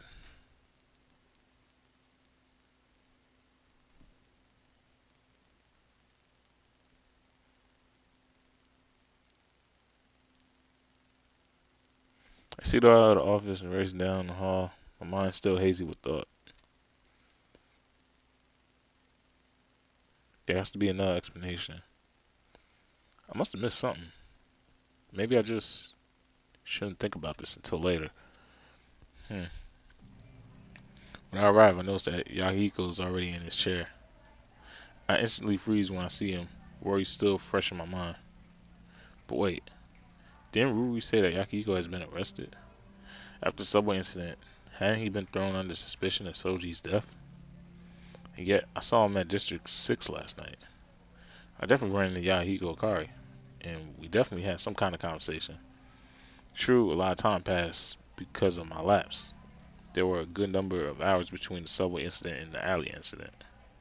But still, is it possible for someone to be released that quickly? Did he use his personal connections? Did he call on his parents to bail him out? No, no. I'm thinking about this the wrong way. He must have been released because they found out that he was innocent. Maybe bureaucracy isn't as inefficient as I thought. Maybe the case was finished because it was urgent. Wait, hold on. Did I hit record? Yeah, I did. Alright. I would have been so mad if I didn't hit record, because then that means I would have had to read that all over again. Yeah, as if that's likely. No, stop thinking about this. This is crazy. I temporarily shut my thoughts out and slip into my chair. Yahiko seems to be browsing through a patter feed. Oh wait, we talked yesterday, back in District 6. It didn't seem like an ordinary conversation either. Are we on good terms? Neutral terms? Bad terms? From my memory, I guess that the encounter was negative. If I act strangely, he'll find out about my lapses. What do I do? Then again, he's got someone's death weighing on his mind. Someone who knows. If he was an innocent witness, he'd be traumatized. He'd be different. How exactly do I act with someone who... Why, hello, good minion. Gah! I jerk backward, but he only grins brightly, waving his hand in front of my face. Feeling a bit under the weather? No worries. I have some coffee. Straight from Buckstar Coffee House. He thrusts an insulated cup at me. I peer through the lips. Sure enough, I see thick caramel liquid that flows in a warm pool. Hesitantly, I take the cup. The heat caresses my cold hands. Is it poison? My mind's surprised. I shut it down. Oh, no need to thank me. I'm naturally this generous. No need to thank me. I am naturally this generous. A sharp chill runs down my spine. Is it possible to act so natural after seeing someone die? After seeing blood? Tasting blood? Hearing blood? One blood. Why is he grinning? Why is he acting like nothing happened? I didn't know Soji that well. Even now. Even now. Yahiko. Sounds like that's the warning bell. I'm going to chat a little with Mizaki. See if she can help me get the money. Let me chill. He bounces away with a spring in his step. What? Maybe this has something to do with our exchange yesterday. There's no other reason why he'd be able to completely ignore a death. Much less the death of someone he knew. Unless. Students. Seats, please. The rest of our class rushes to their chairs. Commotion drowns out my thoughts. I force myself to pay attention through class. It's preferably to get visions of bloody. Yeah. It's better than getting visions of bloody and beaten bodies, for real. I answer the teacher's questions at every chance I get and actually listen to the lecture. Apparently, it's such a rare occurrence that the entire classroom is staring at me by lunch. Still, break is break. Any momentary curiosity immediately halts at the first chime of the bell.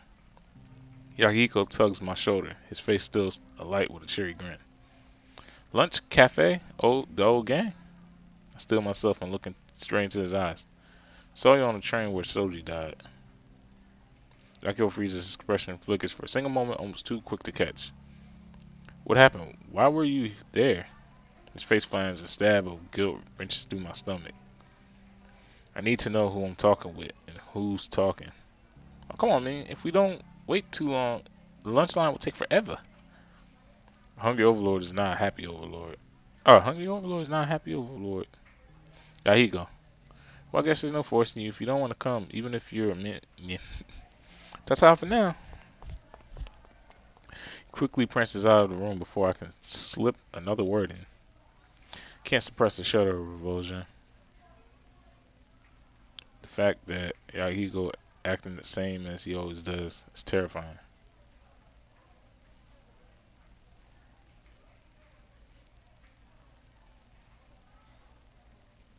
Moreover, I've done nothing to ease my fears about my lapse. I still have no clue of what ever happened yesterday while I saw a bloody body while I ran to Yahiko. You are disturbed. What happened? You are disturbed. What happened? I almost jumped at the sudden voice from behind. Ari seated on the edge of the table, munching quietly on a peach. What the fuck? Really? Where'd you come from? Classroom 2D. Well, I know that. She only tilts her head at me. Like a perfectly calibrated machine waiting for a simple command. Like a soulless doll ready to kill. No, I need to stop this. These are people I'm talking to, not machines. And they're not killers. I'm not a killer. They're just ordinary students at an ordinary school. Something is bothering you. I falter my words cold in my mouth. My thoughts are building up in my head, pounding incessantly, begging for exit. Should I talk with her?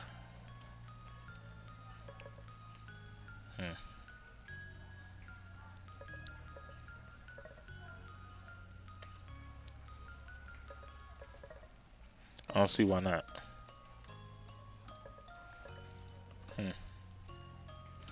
Yeah, I had an interesting day.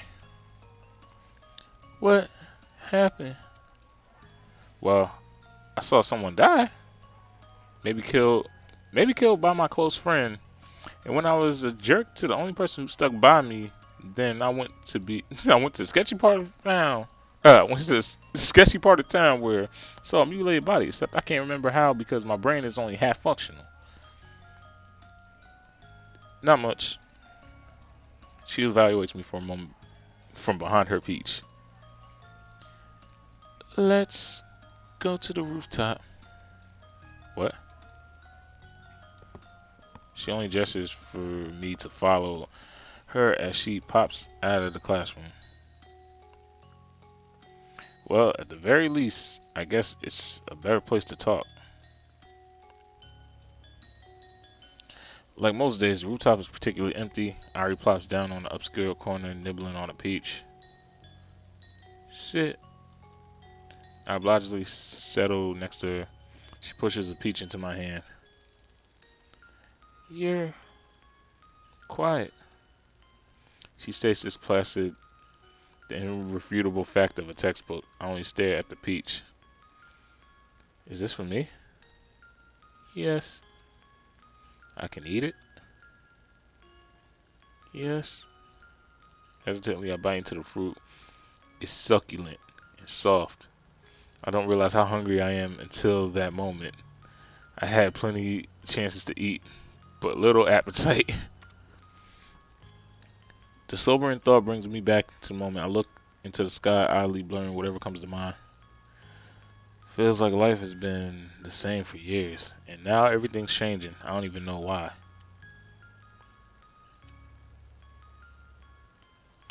A worried smile pulls at my lips. I close my eyes and lean against the bench. Give me some alcohol. Let's drink our sorrows away. I remain still, waiting for me to elaborate. You know, when people are upset, they drink themselves to oblivion. That kind of thing. Great, right? Now that's the contribution to society. I still silent, discontorted. I open my eyes. Irie's nowhere to be found. She wouldn't have taken me serious, would she? Wasn't obvious that I was joking. Irie? Nothing. Quickly check my phone, no messages. Maybe she left for a different reason. Maybe she decided not to talk to me. Yum. Yeah. I whip around. Irie is behind me, hugging a bottle of sake in one arm and a bottle of vodka in another. Oh crap, she actually took me seriously. Where'd you get that from? Like, where'd you get that from? Like, never mind. How'd you get that in the school? Alcohol is strictly forbidden, and yet in the space of maybe a minute, she's managed to acquire some and smuggled it in. Yo, she a G. Yo, that's savage. You know, Ari, you get the savage. You gonna get the savage moment.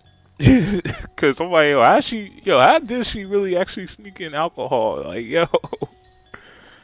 But Ari only smiled slightly, holding both bottles in my direction. Drink. She looks so proud of herself. I can't find it in me to refuse. But alcohol, what am I supposed to do with this? Can you return it? You wanted to drink your sorrows away. Well, no, I wanted to get drunk. Ah. She suddenly sprints away towards the edge of the roof. Alarmed, I follow after her and watch it in shock as she manages to nimbly jump on the branches of the tallest tree.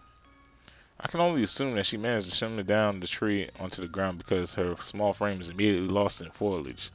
Too alarmed to speak, I mindlessly walk back to where I sat before. Stare at the alcohol that's now in my possession. Wait, I have alcohol. I could get expelled. I could go to prison. I could.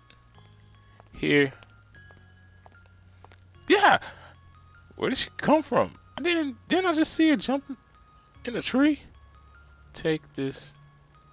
She pushes a Starman energy drink into my already full arms. If you mix this with the alcohol, you'll become intoxicated quicker. What?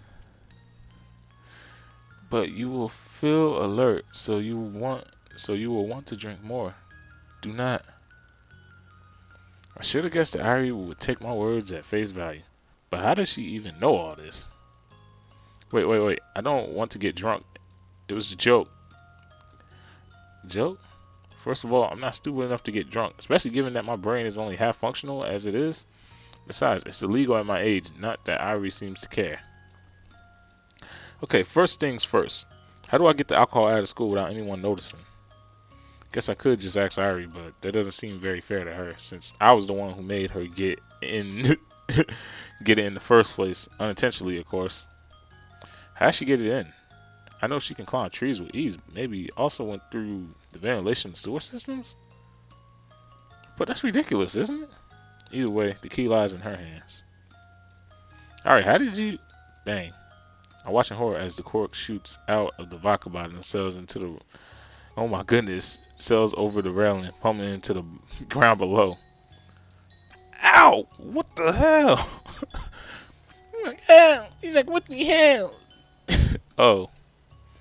Well, crap. Is this a cork? Oh shit. I gingerly peer over the railing. A student is clutching the vodka cork. Spraying upwards, I hurriedly lean back before he can see me. Oh shit. Fantastic. And I thought this day couldn't get any better. Hey Teach, this cork came from the rooftop. Fuck. Is there a party on the rooftop? Not an official one. I watch as the teacher storms into the class building. She'll be here any moment. Frankly, I turn to Ari, who's exponentially tasting the vodka. Ari, we need to get rid of this now. Ari clearly registers the urgency in my voice and promptly sets the vodka down and stares right at me. Throw it away? No, no, no. Just put it back wherever you got it from. She quickly hands the alcohol to me. I wasn't trying to steal it from you. Wait, what? Why are you? No. No, no, no. Put it back where you... Slam. The teacher stomps to the... Yo, you set me up, God. You set me up. You set me up. You set me up. Oh my goodness, Ari, I'm gonna kill you. I'm so happy I saved. I'm so happy I saved, yo.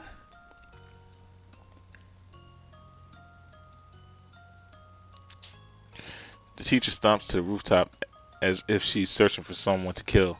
Jolted with panic, I make a vague shooing motion in Ari's direction before I leap out of the cover into plain sight. Professor! Crap. My voice cracked. Come on. Where are those make-believe skills? You! The teacher barrels in my direction, her eyes flailing. Did you see any students on this roof? No. So you meant that this cork came from you? She raises the cork with my shaking hands. Dang it, I should have made something up. I should have said that there were students, but they ran away. What's that? It's the only half-intelligent thing that came out of my mouth. Don't play dumb with me, young man. Where are you hiding it? I what? Come to think of it, why are you standing in front of this bush? What? I'm like, bush? What bush? She steps right. I follow to block her view. She weaves to the left. I mimic it. Okay, that was definitely suspicious. So, it's behind you, isn't it? What's behind me? You're digging your own grave, young man. Move aside. This is it. This is what all years of suffering through school have turned into. This is the one accumulation of my sucky week. It should be stupid. It should be trivial. Getting expelled from school? What does that matter in the face of 5 deaths? Or losing my friends? But what if I turn homeless? What if I enter the spiraling abyss of debt? And I have to join the Yakuza? And I contract Tantalus during a job gone wrong. I suppose you're clear. She steps back from the bush. Surprisingly, it's empty. There's no sign of Irie nor the alcohol. Did she finally understand what I meant, or is she just taking it into a more terrifying purpose? The teacher suddenly whips her eyes narrow. Well, I apologize for suspecting you without any basis. She sounds about as apologetic as a toddler in a tantrum. He's like, y'all gonna give teachers tantrums. Y'all gonna give teachers tantrums. You teachers are a bunch of backup characters and backup... Let me chill. And background characters. It's like teachers get all tantrums. If you happen to find those irresponsible students who are in possession of alcohol, give them a message for me.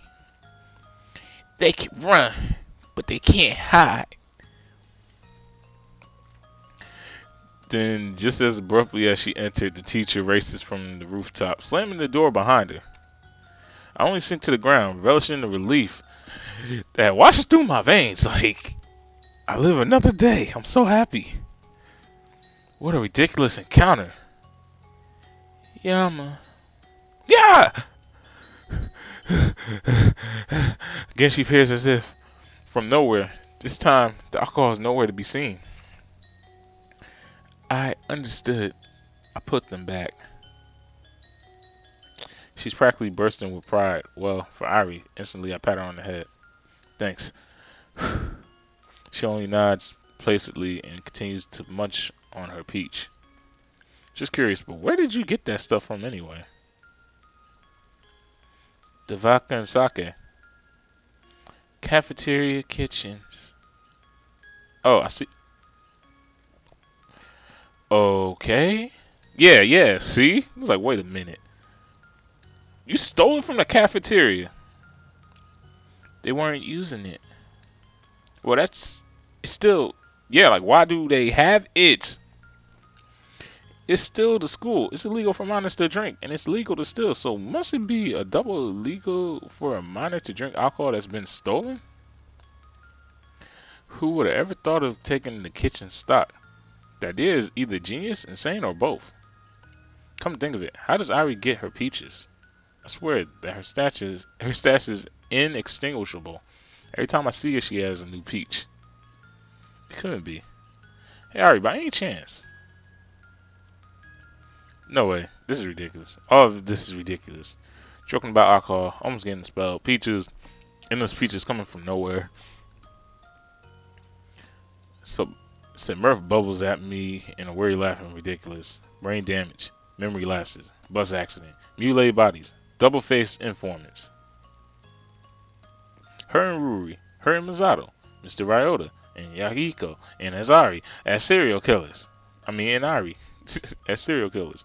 My chuckles transform into an all-out hysterical fit. I struggle to breathe as my ribs ache beneath the instinctual heave of my lungs. It's crazy, all of it. What is funny? My throat aches as I struggle to master myself. Life. Life is hilarious. Ari inclines her head, quietly waiting. It's an invitation enough. Ever had a feeling where you feel like you know everything, but it just takes one moment and your whole world crumbles to pieces? Like LaRouge Lamparty? LaRouge Lamparty. Always LaRouge Lamparty. I'm being likened to a fictional character from a show. Sure, LaRouge Lamparty. He's a pretty cool guy, right? He kills people. That's a bit of a damper. I lace my fingers behind my head, staring into a nearby fire until my eyes begin to burn. I'm probably not any better. Rui and I got into an argument yesterday, and I was an idiot. I don't know what came over me, the kinds of things I was saying, I'd never thought them, not genuinely. We haven't fought like that, well, ever. Is that what death does? Does it make you become a completely different person? She seemed fine, normal. I thought she'd be okay. She didn't see it. Ari considers this for a moment before she speaks. Every word is insinuated deliberately. Perhaps she had problems. Problems she did not want to worry you with. My parents were the same. Your parents? They died. I feel the urge to say I'm sorry, but it sounds shallow in the gravity of the moment. I see. Ivy only nibbles at her peach. How? I don't realize how insensitive that question is until it's already out of my mouth. Thankfully, before Ivy can respond, the warning lights pings. I hurriedly get to my feet. Guess we have to head back to class. Ivy silently stands next to me. They fought. Every word seems labored, like it's painful to utter them. They fought? How does that explain how they passed away? There's a strong part of me that wants her to continue, part of me that's curious about this enigma. Known as Ari Hiriga, something. Like, I really gotta learn how to say this girl's name, like, I swear. Oh my goodness, yo, this shit's already... Alright, so... That's enough craziness for now about Ari's past. Might just make things worse. Hey, you don't have to tell me, it's fine. I moved to the rooftop, keen on exiting before I cause any more trouble. It's better this way. My curiosity just leads to hurting people anyway. Iris silently follows me, staring at the peach cupped in hand. We part ways at the stairway. I'm not sure what to say, but at the very least, she doesn't seem angry at me. Just thoughtful. I expect to spend the remainder of time by myself, but instead I find Mizaki waiting by my chair. Ah, Yama. Uh, Hi. Do you want to go somewhere with me? What, now? No, tomorrow. Of course, right now. Class is about to start. Are you seriously coming up with an excuse to stay in school? She's right. Normally I wouldn't mind. So, you're saying we're gonna ditch? I prefer the phrase, investing our time in other endeavors. So, ditching. You make it sound so ugly.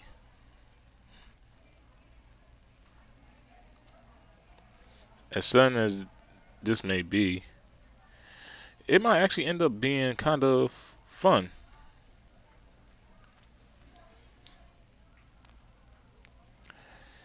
Hmm. So, the main question now is, do I ditch or stay in class? You know what? I should stay in class because, like, staying in class is the right thing to do, right? And then not only that, I can figure I'm ditching. Why not? It's not like I'm doing anything productive in school anyway. Like fuck school. Waka flocka flame. Like where were you thinking? She smiles brightly, gesturing to the door with both hands. He's like, no. I was like, he's like, stay in class. He said, chill with titties. Big old, he's like, get my studies, get some cutty. It's like, it says, study my class sheets or get in between sheets and get cutty. He's like, Simone, yo, let's go.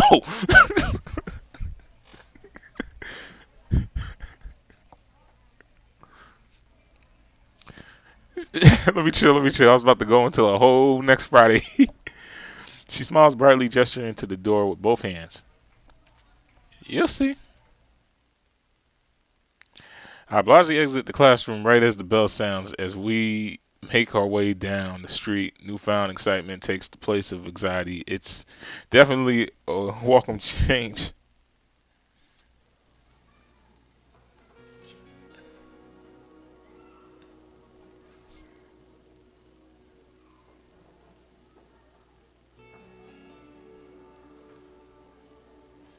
So I had to send that out real quick. She surprisingly lends me to GFC. We order and pick up our chicken. We slip into the nearest booth.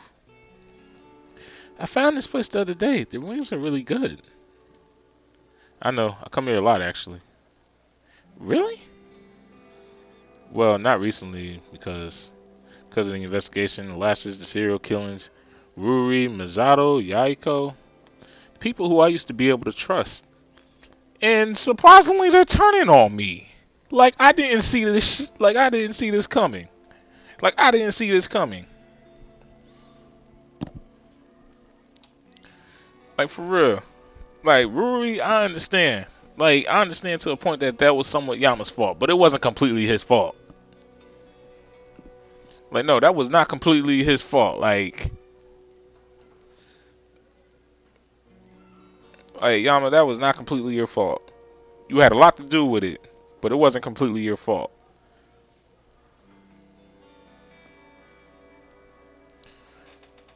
It's like you got like this big point though that it's like how's it that your one homie that's supposed to believe in you and all that she's like bugging out, basically telling you you can't do certain stuff because of this and that.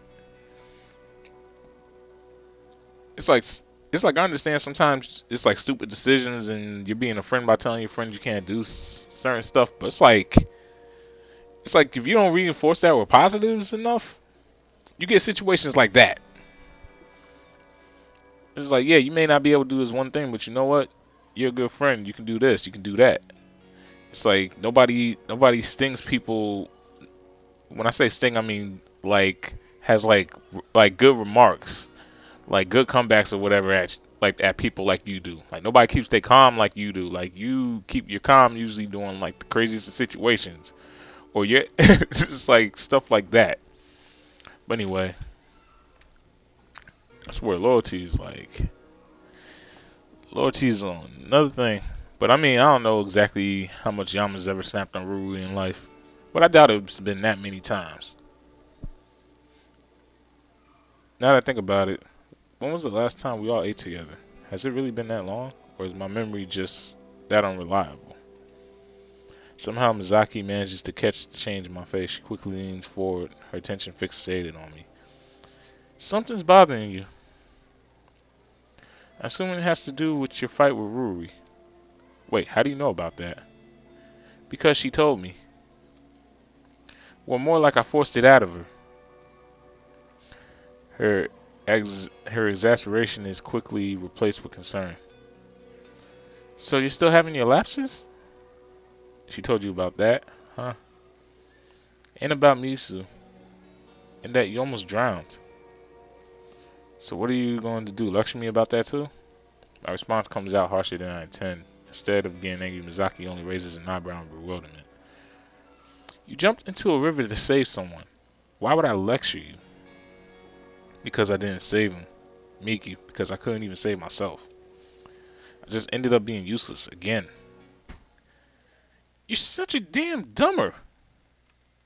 She suddenly shouts something incomprehensible, slamming her fist on the countertop. Everyone in the restaurant immediately stops to look at us. Do you know what I hate the most about you, Yama? The fact that you always bring yourself down. Yes, you could have died, but you tried anyway, right? You could have ignored him. You could have let that boy drown, and no one would have thought less of you because of your condition. It's not like you... It's not always about succeeding. It's about having faith in yourself. Her fingers curl on the edge of the table, an odd heaviness in her tone. Even with your condition, you're a lot more capable than you think, Yama. So please, don't ever say that. They're useless again. In response to her words, I can only remain stunned in silence. She's actually commended me, even though I had almost died? Even though I hadn't accomplished anything? Oh, wait, Yama. She's being what we call a friend, Ruri. Like, Ruri, where was this? Where was this? Like, where was this?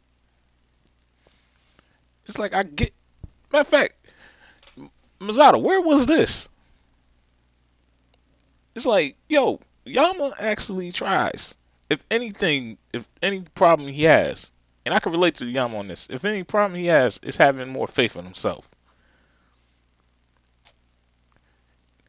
It's having more faith in himself. Like shoot. It's like I'm working on that myself. But let me tell you. So Yama basically does try. It's just Masato's on some like yeah. Masato's on some bitch shit. Yahiko's on some bitch shit. Like Rui's on some like lifetime mega like so she comes back in his life. And you know what? No. We're gonna say this for another video. Let me get back into this. She's actually commended me, even though I've almost died, even though I hadn't accomplished anything. But to be completely honest, I almost feel a little touched. Finally realizing that her outburst had attracted the attention of many customers, Mizaki's face blushes a red and she sinks back into her seat. I'm sorry. I shouldn't have yelled at you like that. The pain in her voice is almost palpable as she had just slapped me across the face. It's fine. We should probably finish eating. Yeah. We direct our attention back to our food. For the next few minutes, we eat in awkward silence. I'm about to say something to break the tension until I notice Mizaki reaching for the KFC signature hot sauce. Miki? But before I can warn her, she's already drowning in her wings like it's no tomorrow. Isn't that spicy? The ketchup? That isn't ketchup. It's hot sauce. Oh, so it is. She merely shrugs her shoulder and continues eating, seemingly unaffected. You know, not even Misato can handle that. Misato must be a one then. She says teasingly, eliciting a chuckle from me. I'm pretty sure she's probably the only person who can beat Misato in an eating contest. I kind of want to see that, actually. By the way, have you seen the pat that I sent you? You sent me a pat. Have you been using Patter recently? To be honest, no. She sighs, motioning me to hand over my phone. I obligingly do so. Apparently, our kimono commercial generated a lot of buzz. Oh, right. I was reading some comments, and you seem to have quite a few fangirls. What? What I tell you? What I tell you? Like, yo, I feel like I don't know if any of my black folks are watching this, if any of my hood folks are watching this, I feel like Stacy from like The Wood, yo. Like when homeboy get the girl at the dance and Stacy just chilling in the car and he just giving him that nod like, yeah, bro. Like I feel like that right now. Like I don't know if I could put the clip up. If I can, I will. But like anyway, let me continue this. And that's something, and that's like the only, I think that's one of the disadvantages of streaming. It's like y'all don't get to see, y'all won't get to see that to the actual episode. So it's like it's its advantages and its disadvantages. But anyway, fangirls, female fans, admirers, like girls that want to just bounce it for you. Why would I have admirers? Don't be so modest, Yama. I mean, you are attractive. I remember you saying something similar to Yahiko the other day.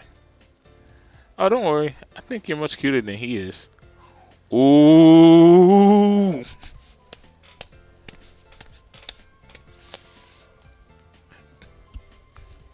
Go Yama, go Yama, go Yama, go Yama, go Yama, go Yama. Get it, in it. I know that should be a meme, yo. It's like when your one crush thinks you cuter than like some other guy that you thought she liked. You instantly like, I'm in there. Anyway, let's see. Why would she think I was worried? How can she say that so blatantly? How did we even get onto this topic anyway?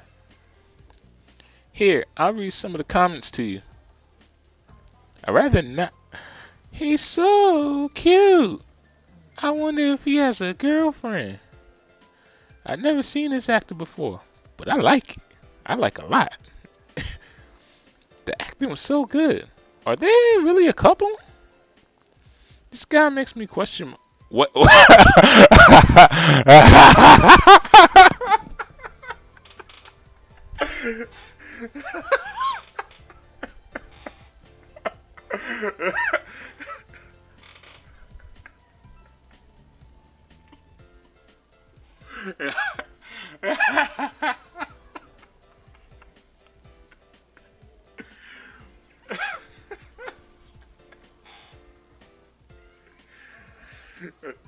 Oh shit. Oh my goodness, yo. Oh my god. Oh my god. Oh my god. Yo, they funny bad for that. Alright. This guy makes me question my sexual preference. I'm a dude, by the way. Wow. Have you ever? I think that should be enough. Feeling my face flush. I quickly lean over the table and snatch my phone out of her hands. She only grins at me in amusement. Don't tell me you're embarrassed. Of course not. Then why is your face red? I just don't have your tolerance for spicy food. She giggles at this, absorbing herself in her phone, on her own phone. You should seriously consider becoming an actor, Yama. It's not like I did that well. You did well enough to considering the circumstances. I can't help but feel a tinge of pleasure at her praise. If not an actor, then what? Probably just manage my parents' restaurant. She pauses, raising a questioning eyebrow at me. Here comes the managing your parents' restaurant. Isn't a real job. I didn't know you could cook. That's what she was surprised about? I'm decent, I guess. Can I be your first customer? Sure. You let me eat for free too, right? What? No way. Why not? Because you'll put me out of business. Like, for real. Put you out of business. I point to her empty plate. She seems to make the connection. Are you implying that I eat too much? I'm just saying that you have to pay full price. Otherwise, I won't profit. You definitely wouldn't be able to profit if your arms were broken. What escalated quickly. I like to have all my bones intact, thank you. Well, you shouldn't call a girl. A sudden shrill emanates from her phone, cutting her off mid-sentence. Hello? Oh, yes. I'm so sorry, sir. I'll be there right away. She quickly cuts the call, clearing her food from her counter. What's the rush? I'm late for my meeting. You have a meeting? Yes, with my manager after school. Ah. Quick, finish your food so I can leave. She suddenly grabs a wing and tries to shove it down my mouth. Oh, wow. Like, oh, God. What are you doing? Why don't you just go? Hey, it's bad luck to leave a restaurant by yourself if you're with someone. Where'd you hear that from? The internet, of course. I shouldn't be surprised at this point. Come on. Just bring my food with me. After fetching a food container for my wings, Saki drags me out of GFC's. Like, yo, really? Like KFC's, though, my dude. Anyway, we stride to the warm, spring-tinted air. Mizaki turns to me, passing on a smile. Thanks for ditching school with me, Yama. No problem. No problem at all. Maybe we can do this again sometime. You planning on becoming a delinquent now? I'm eating at JFC. I miss enough class as it is. In that case, sure, I'd like to. I'm down. Until then, later. With that, Mizaki waves animatedly, hurrying off to work. It was nice. Honestly, spending time with her made me relax. I'm ready to head back to my apartment, but a sudden ping brings attention to my phone. Alright, so with that, viewers, not streamers. Viewers, not streamers. I'm going to go to the next episode. So I'll catch the viewers later. Streamers, I'm going to take a break real quick. Alright. Yeah, don't worry, y'all. I'll be back. I'm just gonna get some more coffee real quick.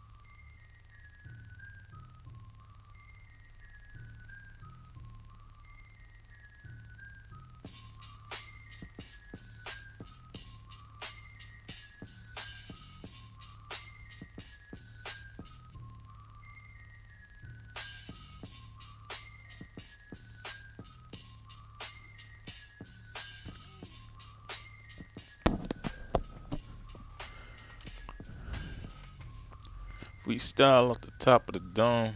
Don't know when a nigga finna go home. Gotta get my session on. Freestyle off the top of the dome.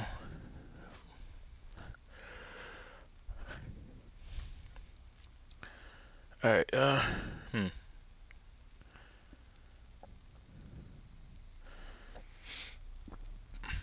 don't know if I should make this a stream thing or or just make like a separate episode thing. But it's like, yo, it's like I slowly start looking at shit. I'm like, yo, y'all most friends ain't loyal for shit. Yeah, Mizaki's like the homie right now.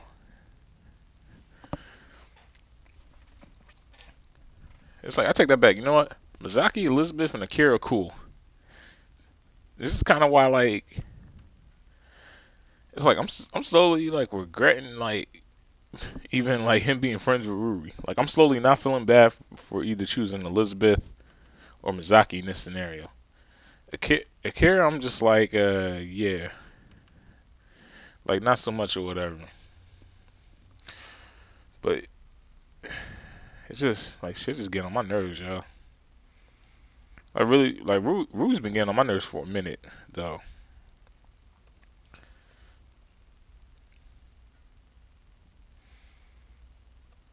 Like for real, they bug.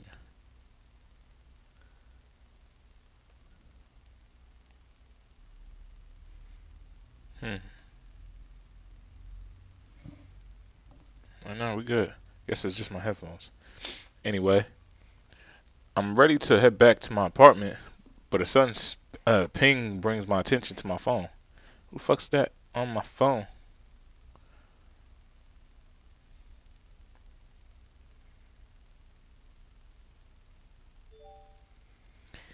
Oh my god! Oh! Yo, I hate her voice, yo. I swear I hate her voice. Like, why did I ever do that voice? Sad part is, like, if y'all watch maybe, I think it was episode 1 or episode 2, y'all will understand where I made my critical mistake at. Like, I was thinking, like, okay, she's just a side character. She ain't, like, she's just a background character. I ain't gonna be seeing her. Oh my god. Sup, General? Heard from a little bird in the turd that you were a bit under the weather. Wanna swing by Drama Club? It's a party. Victorially speaking, of course. But it'll be an explosion of fun. Like Michael Bay. Drama Club? Now? Well, I guess technically I have nothing better to do. Fuck. It's like everybody want a piece of Yama today, like shit. Alright, shit, I'm saving. It's like everybody want a piece of the kid. Everybody want a piece of the kid now. Like shoot. It's like Yama the guy now, like for real. It's not a bad idea. Some make believe might just be what I need. Especially with a care. If that display on the rooftop is anything to go by. Man, y'all lucky I love y'all, man. Like y'all lucky I got love for people. Like my viewers and all that. Y'all who watch these videos. I do this for y'all. Like I do this for y'all, like, cause I really hate this girl's voice that I made. I did this to myself, but I can't accept that as a reality. Somehow it has to be your fault. Like it has to be your fault somehow. I'm joking. I'm joking. Anyway, what classroom?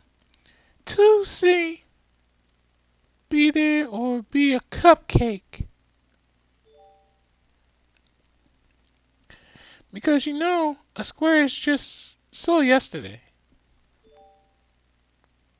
Cupcakes are delicious. I roll my eyes, but I'm smirking as I enter the classroom. For real. Yeah, this should make my day considerably less crappy. 2C is just as generic as 3B. In fact, the only difference with my classroom is that it's currently filled with a scattered group of students. The number seems fewer than when I was last here. Good day, General. Kira pops from beneath the desk, face shining in a cheery grin. Glad you decided to join us. I end up smiling back. So what's going on today? Oh, just improv exercises. Having some fun and all that jazz.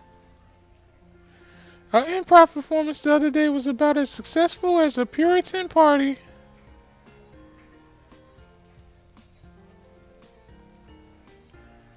So we're taking today to relax and gather our morale. If I remember that right, that's actually pretty bad. That's like a history. That's a history thing. I just don't remember it right now. I don't know. It's like at the rate this is going, I'm gonna have to start going like I'm gonna have to make an episode called Back to School 101 or something like. Because the sad part is like a lot of the stuff they're using, guys, is legit like references to stuff that you either probably would know or probably would just get a kick out of. So it didn't go well. Like it really didn't. I can say with 100% confidence that it was absolutely terrible. And that's why the room is so empty. I see that nothing escapes your eyes, Mr. Holmes. Yeah, what can I say? I'm a dick. Let me show. Let me see. Many of our own numbers have deserted us. We are stranded in the desert, wretched, alone. Oh, wow. Despite the dramaticism in her tone, I notice that she seems to be happier. You like that there's less people, don't you? Well, that sounds so unpleasant. Rather, a smaller and more intimate group provides for better screen time. Coverage in the case that our lives are made into a show, like the real world, or Transformers in Michael Bay. A show in Michael Bay. Wait, what? Think about it. Stories with large ensemble casts often purely focus on external conflict, while smaller casts allows room for individual characters' development and realizations. That's how live TV works, you know? And that's why smaller casts are worse for you if you break a bone. Just when I thought I was beginning to understand her, something like this happens. I see. I see. I do see. Of course you do. You have two functioning eyes. Before I can respond to the absurd literal statement, the club president claps her hands, gathering the attention in the room. Okay, guys. Was this a girl or I don't remember. Okay, guys. I don't think anyone else is coming. Let's get started. The group shuffles into a circle. The president lands eyes on me. Okay, yeah, it was a girl. Alright, her eyes widen noticeably. Oh, Yama Ishimoto. Great to have you here. You remember me? Why, of course. It's like, we hear about that harem that's forming. Like, we girls are actually surprisingly for it. Now, let me chill, I'm bugging. But anyway. Why, of course. Akira. Yeah, it's like shit. I wish I had a harem. Ain't that something?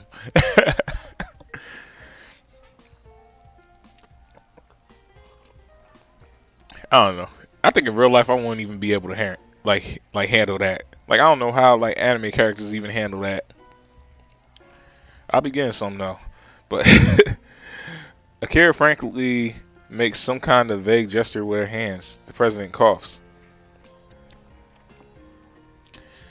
Akira brought you here foreign spy, right? It wasn't that long ago. I noticed their unusual actions, but decided to ignore it. Right. Well, you're back. And he said, you're in luck. Today, I've got some great exercise planned. You guys ready?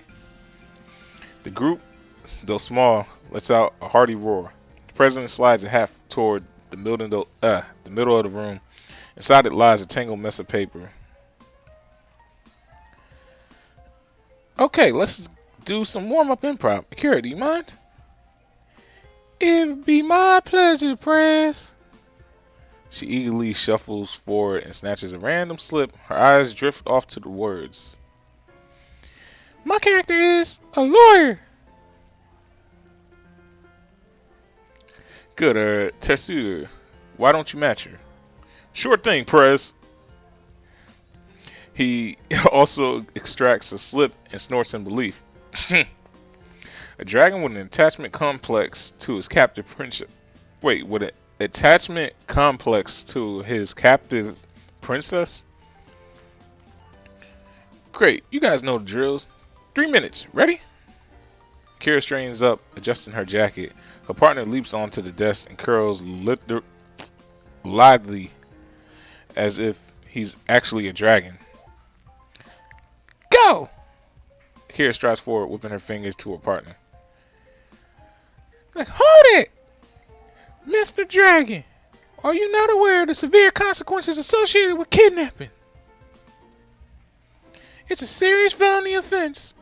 Your latest sentence will be equivalent of 20 human years or more if you do not cooperate at once. No! You can't take her from me. She's mine. My precious. Akira slaps her hands convincingly on the table. Your Honor, the defendant. We're not in court of law, little lawyer. Go away before I fry you to a crisp. Take that! I thought dragons were supposed to be creatures of honor. Must I challenge you to a duel? Her partner gives a long, dreary sigh, as if genuinely disturbed by Akira's insistent presence. Fine. You want to know, little lawyer, why I refuse to forfeit my precious? Enlighten me. Simply, little lawyer, you are playing by code of humans. I'm playing by code of dragons. Shall I tell you what the code of dragons states? That a dragon can kidnap any poor innocent soul whenever they so please. No. In fact, little lawyer, it's prohibited for a dragon to withhold a precious maiden for more than 24 hours against their will, bearing the major insinuating circumstances. Which is, if the place to which she remains returned is worse than in her own possession. The room gasps slightly, even Akira's confidence falters. What? Be like, she. What? My dear precious, little lawyer was cruelly abused in her own castle. It is safer for her here than anywhere else. But that can't be. A brief silence falls on the group, perpetuated by the shrill tone of an alarm. The club president hastily waves her phone as the room breaks into applause.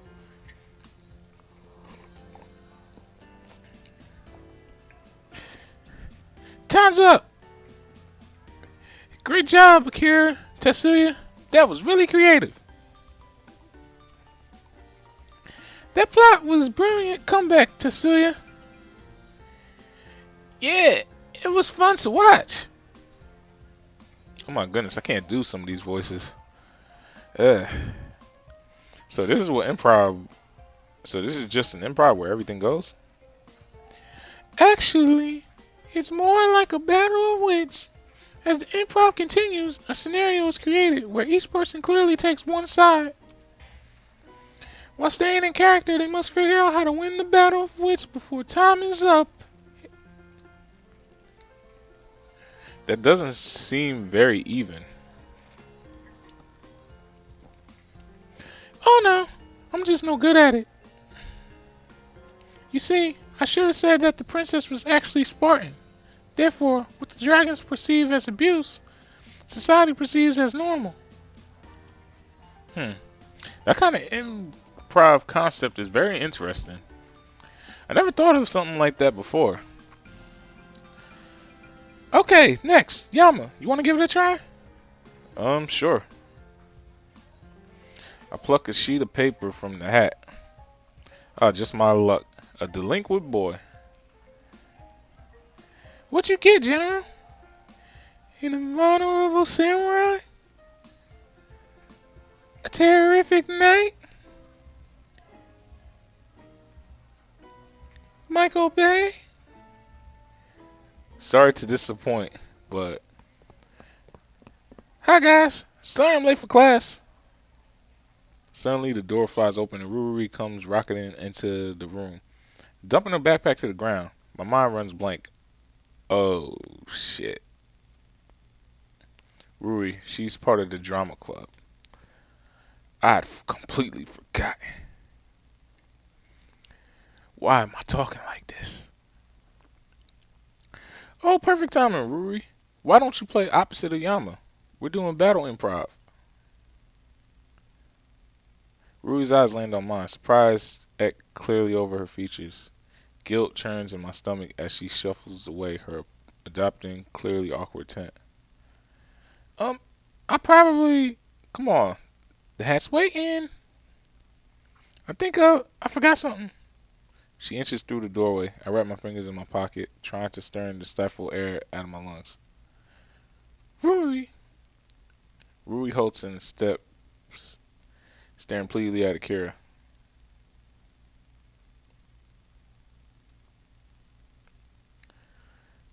Why don't you be Yama's partner? Horror spreads across Ruri's face.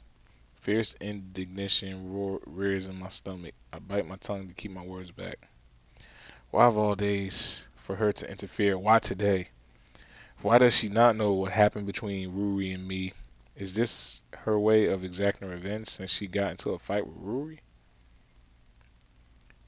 I have to go, Akira. What? Ruri? Ruri quickly scoops up her backpack and bolts from the room. Akira's face falls. Well, here's worth a shot. What's gotten into her so antsy?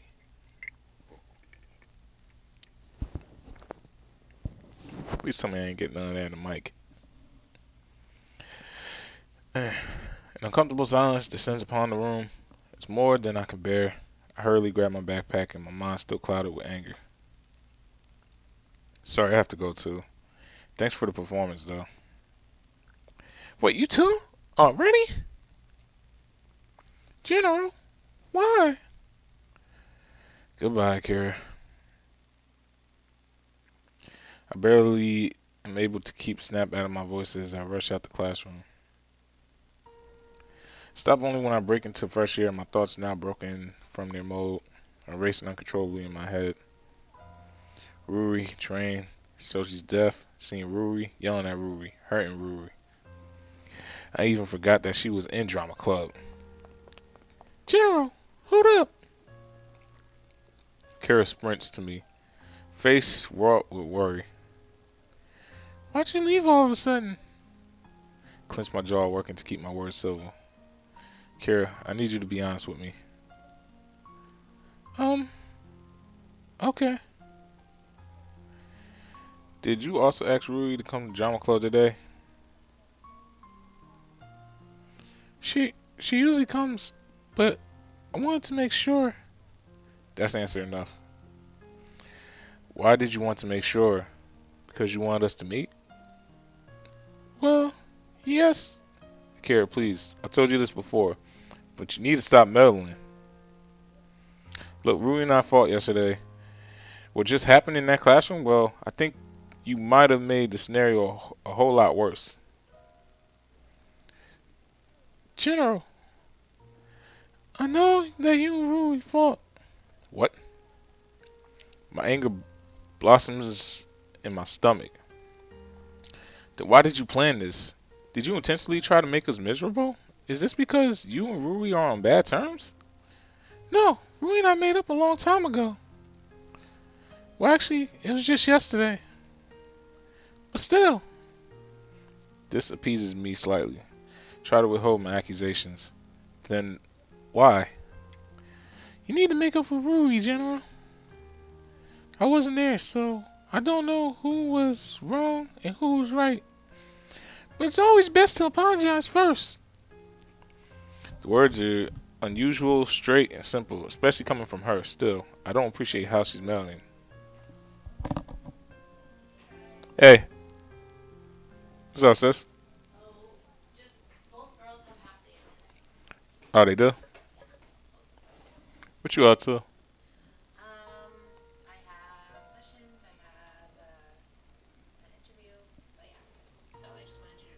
Alright, ready.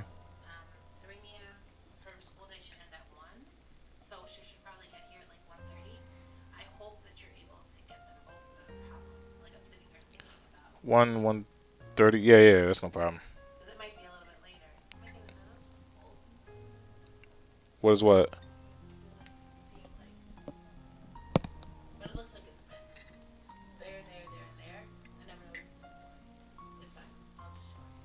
Yeah.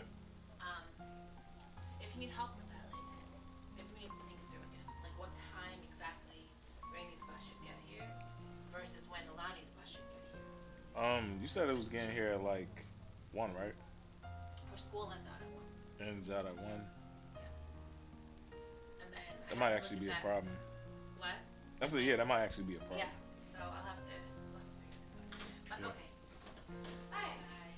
Bye. Okay. Well, yeah, no. All right.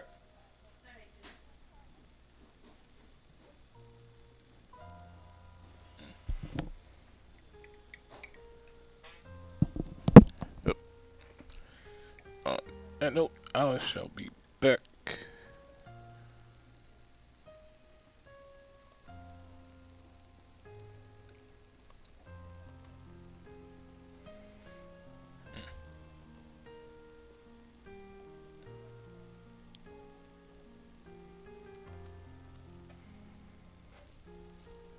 Dang, this music's sad.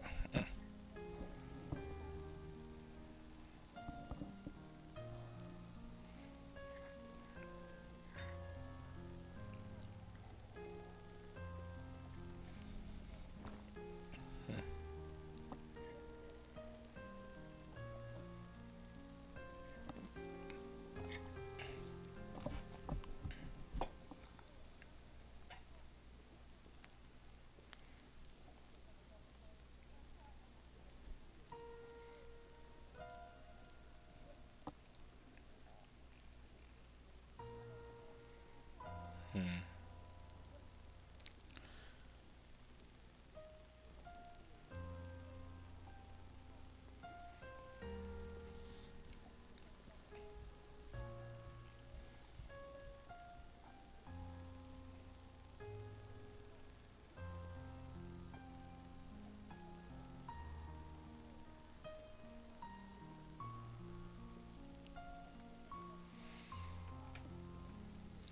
That music is depressing bad. Huh?